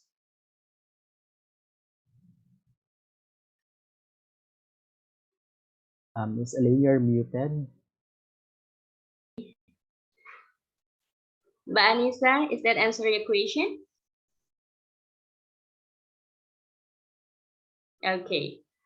We have another question from Mr. Patria Handel. Dr. Joy, Mr. Patria, please. Thank you so much, Bu Elin, for the time. Hi, Dr. Balatayo. It's really interesting listening to your presentation. I enjoy everything because it's so practical, and I think that it could be implemented during the teaching activities. Well, so my question would be related to your last point about the assignment.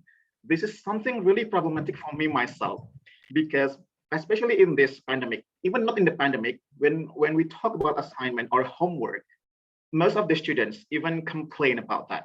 Not only for the, we can say, hard or challenging assignment, but for the very simple assignment. For instance, like when I told them to make poster or video, probably they were like, oh, sir, I'm so tired, blah, blah, blah, blah, blah.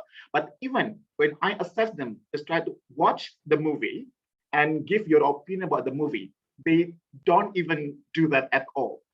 So sometimes like the time is, is running out because I preach them a lot that, come on, you have to do this or blah, blah, blah, blah, because blah, blah, blah. But this is something that's really probably problematic, because also for some people, they believe that homework or assignment, like something that we should not give to the students. And what do you think about that? And how is the tricks or tips for us as a teacher to give the assignment or homework for the students?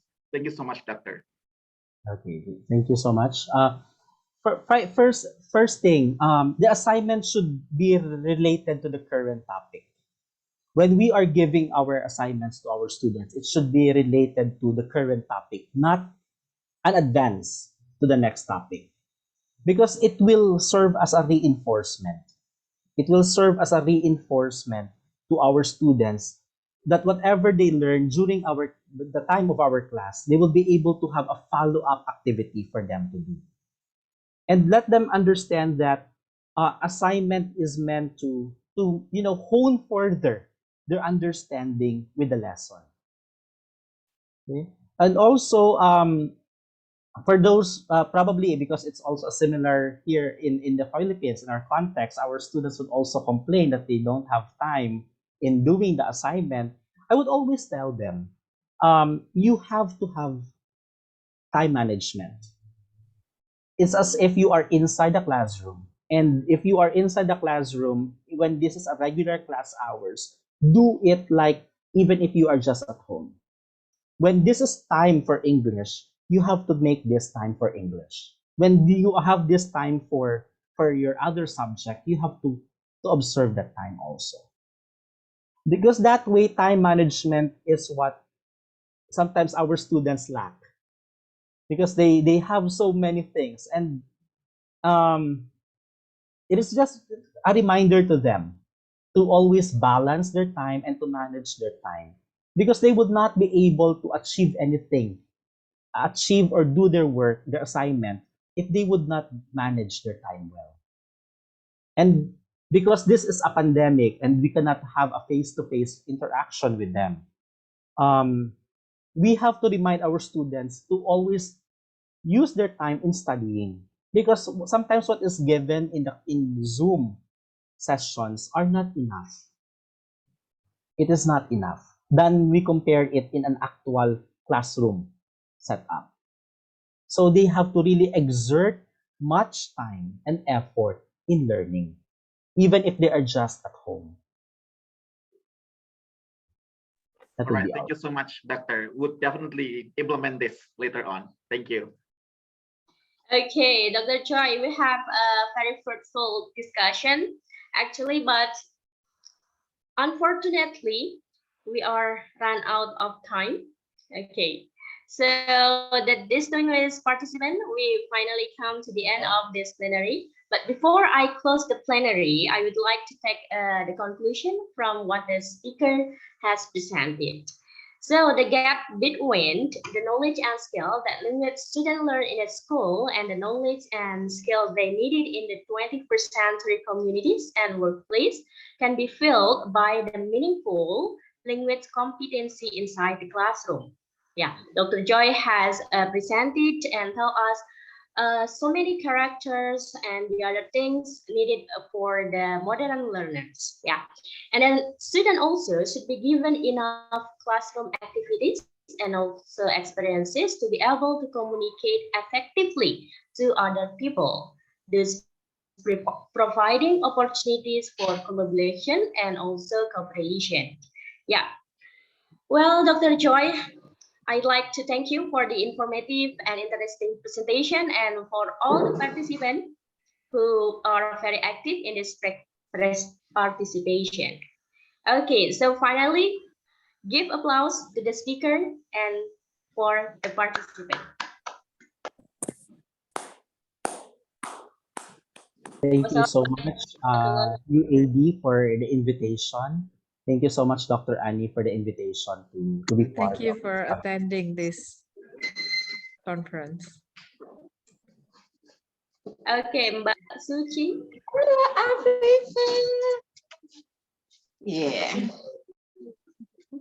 Thank you so much for Miss Ellen Rosalia as moderator and the amazing speakers in these sessions. I think it's really incomplete if we have no documentation in this session. So please to the participants, turn your camera on, and to the operator, be prepared, please.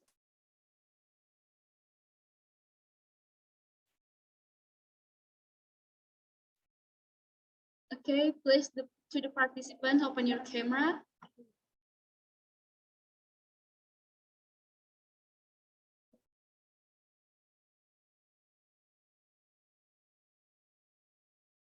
Okay, I will count it to 3. 1, 2, 3. Please smile. One more time. I will count to 3. 1, 2, 3. Keep smile.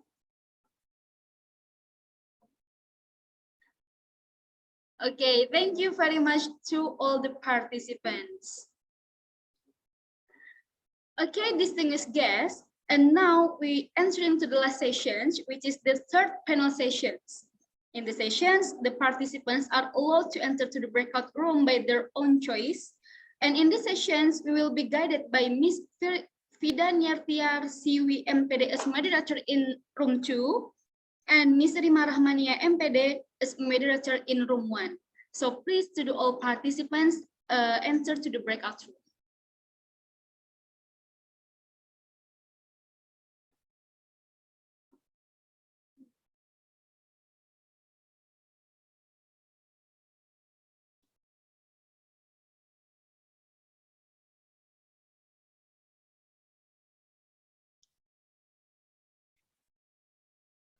Okay, I will repeat anymore. In these sessions, we will enter to the breakout room by your own choice. And please to all participants to enter to the breakout room.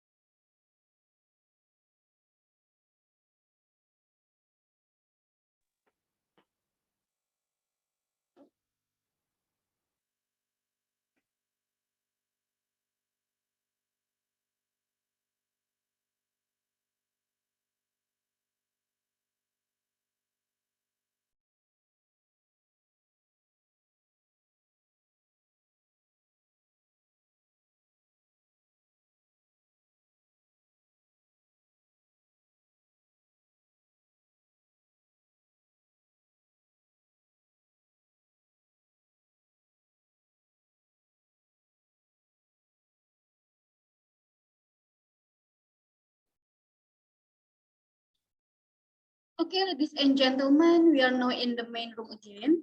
And before we go into the next sessions, I would like to say thank you so much for the moderators in the panel 3 sessions. All right, everyone, now is the most awaited session, namely the announcement of the best presenters. Who's curious, everyone? I'm also curious, okay? But I want to tell you that we have a 16th room in the parallel sessions, and then we have 16 best speakers too. So without further ado, I think I will read the best presenters exactly. I hope you pay attention and listen. Maybe there is your name here, and you will get the reward, of course. Okay, to the participants, I will begin.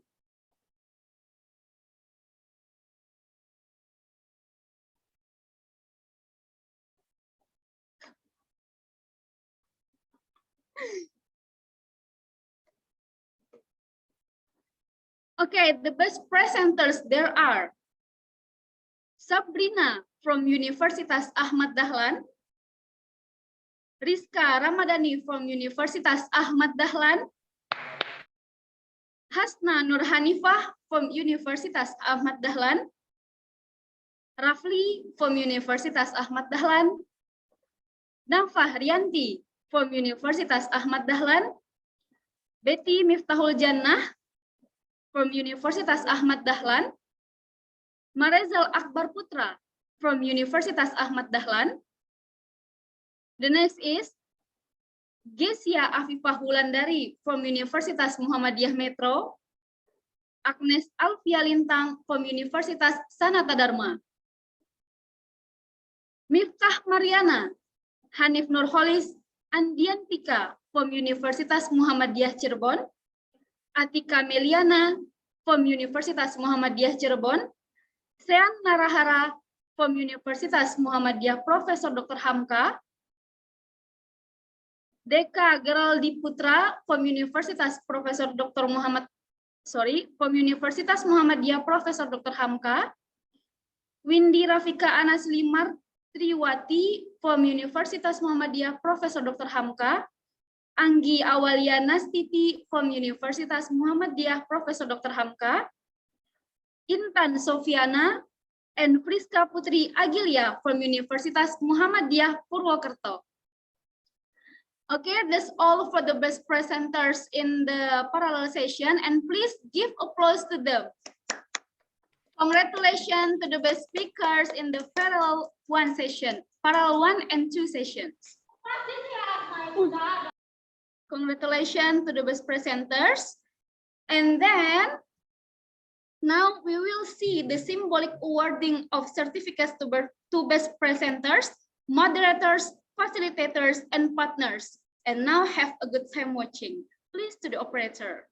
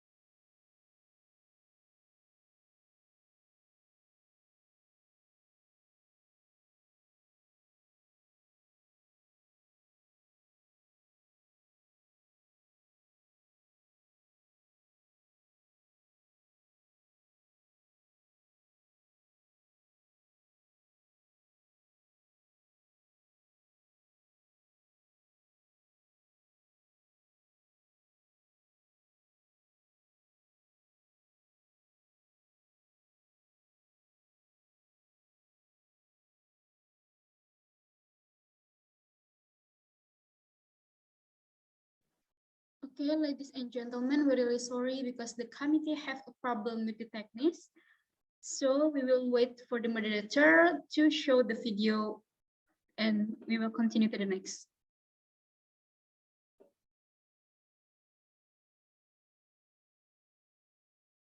Maybe it will take 5 minutes and we're really sorry for the problem.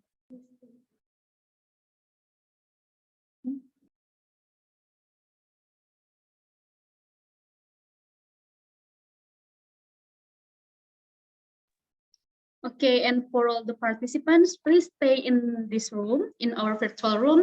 Don't leave before the agenda is over.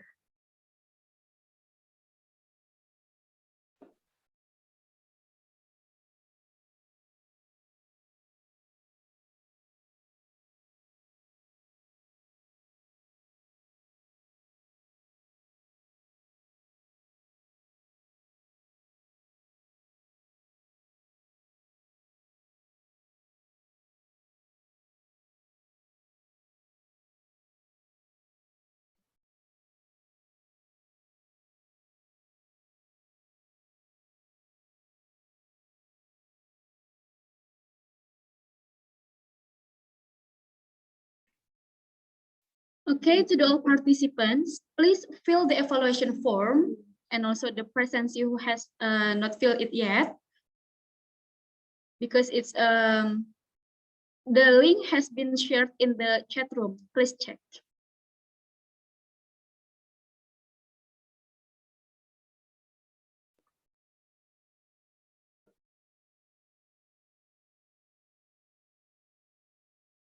Okay, I remind again to all participants, please fill the evaluation form and also the presence. The link has been shared in the chat room. Thank you.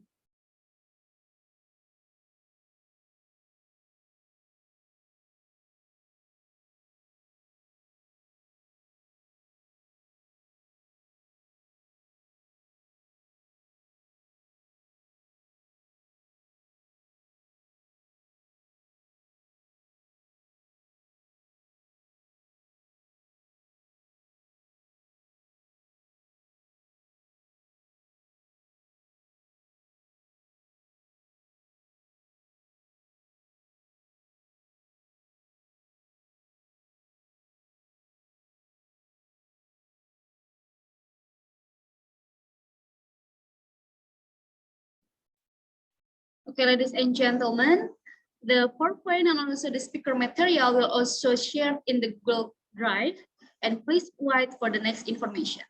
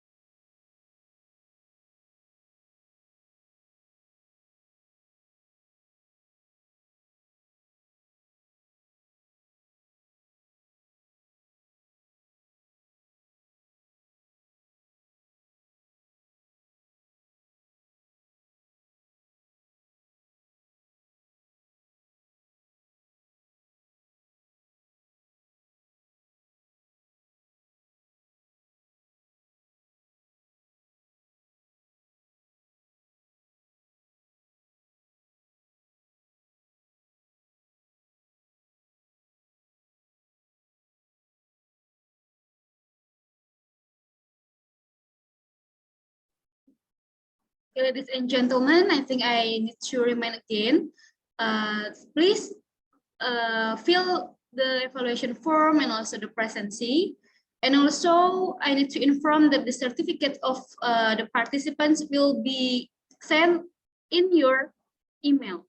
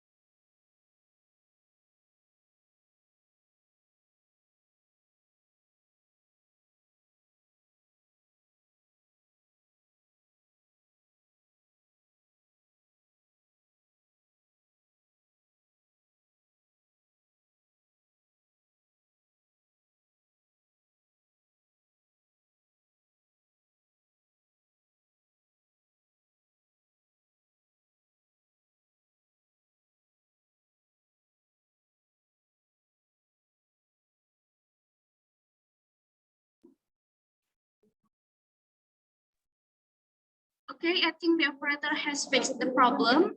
And then the operator, please, it's your time here.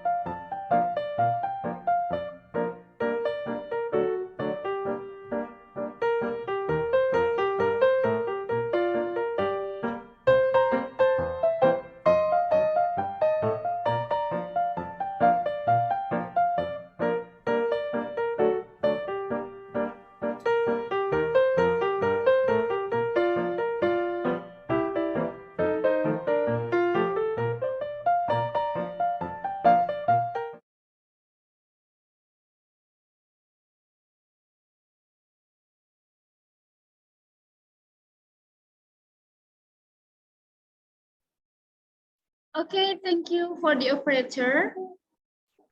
And I would like to say once again, congratulations to the winners of the best presenters, moderators, facilitators, and also the partners. Please give a round of applause to them and also to us.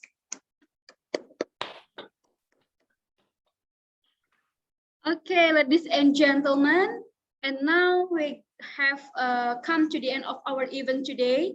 Before closing the event, I think we need to have a little bit. I think we need to have a documentation session first. So please, for the operator, time is yours.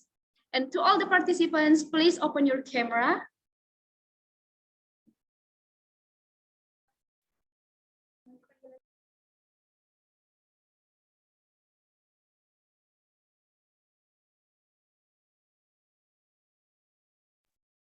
Okay.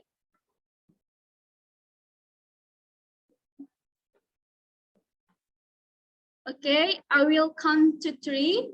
1, 2, 3. Please smile.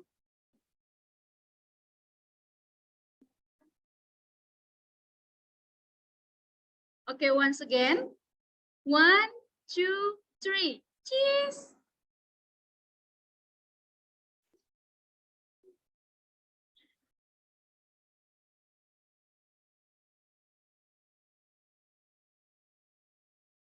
Okay, thank you to all the participants. And then before we close our event today, we have a speech closings from our lecturer from Universitas Ahmad Dahlan to Miss Asri Fajria. So to Miss Asri Fajria, time is yours.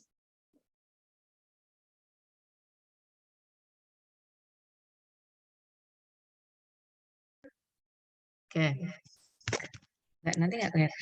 Okay, thank you very much for the opportunity, and Anna, to me to close the event of the International Undergraduate Conference on English Education 2022.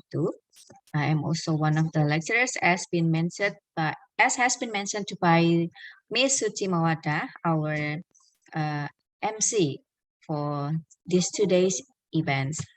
And we would like to thank you very much. Thanks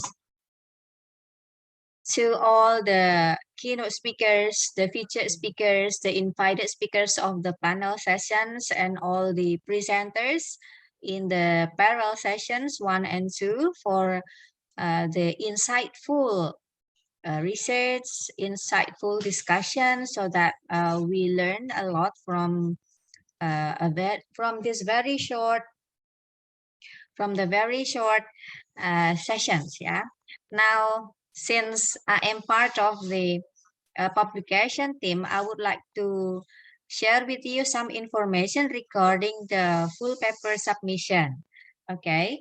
Now, for the first, I'd like to remind all who has submitted the abstract in our system in the OJS in the seminar.uad.ac.id to complete your research if it is not completed yet, and then to submit your full paper according to the template that will be informed further to our system. And please keep in mind that you don't need to create new submission if you have already submitted your abstract.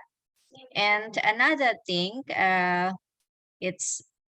I don't know if it is receh or not, yeah, but we need to keep in mind about the payment. If you haven't made any payment for the conference, please complete it, because it will be part of the processing of your full paper. If you have any questions regarding the full paper submission, you can directly contact us via email that has been shared in the flyer, or if you have our contact before, or if you have contacted one of the committee, you can also do so. Thank you. I think that's all the information. If you have any other queries, don't hesitate to email us. Good luck with your completing of your paper. I return the session to the Master of Ceremony. Assalamualaikum warahmatullahi wabarakatuh. Waalaikumsalam warahmatullahi wabarakatuh. Thank you for the information, Ms. Astri. Okay, ladies and gentlemen, this is the end of our event today. I am Suci Mawada, representing all of the committees. Would like to say thank you so much for your participation, and let's close our event today by reciting Hamdalah together. Alhamdulillahirabbil alamin. Alhamdulillahirabbil alamin. Okay, thank you so much. Wassalamualaikum warahmatullahi wabarakatuh. Waalaikumsalam warahmatullahi wabarakatuh. Thank you very much. Thank you all the organizing committee. Thank you very much, committee. Thank you, thank you. Stay healthy, stay happy. Have a Yeah. good day. Thank you, Dr. Raha. Get well soon. Thank you so much, Tani. Alhamdulillah, congrats everyone. Yeah. Terima kasih Bu Bapak semua, sehat-sehat, izin live. Assalamualaikum. Amin, amin, amin. Terima kasih. Waalaikumsalam warahmatullahi wabarakatuh. Baik Bapak Ibu, izin live.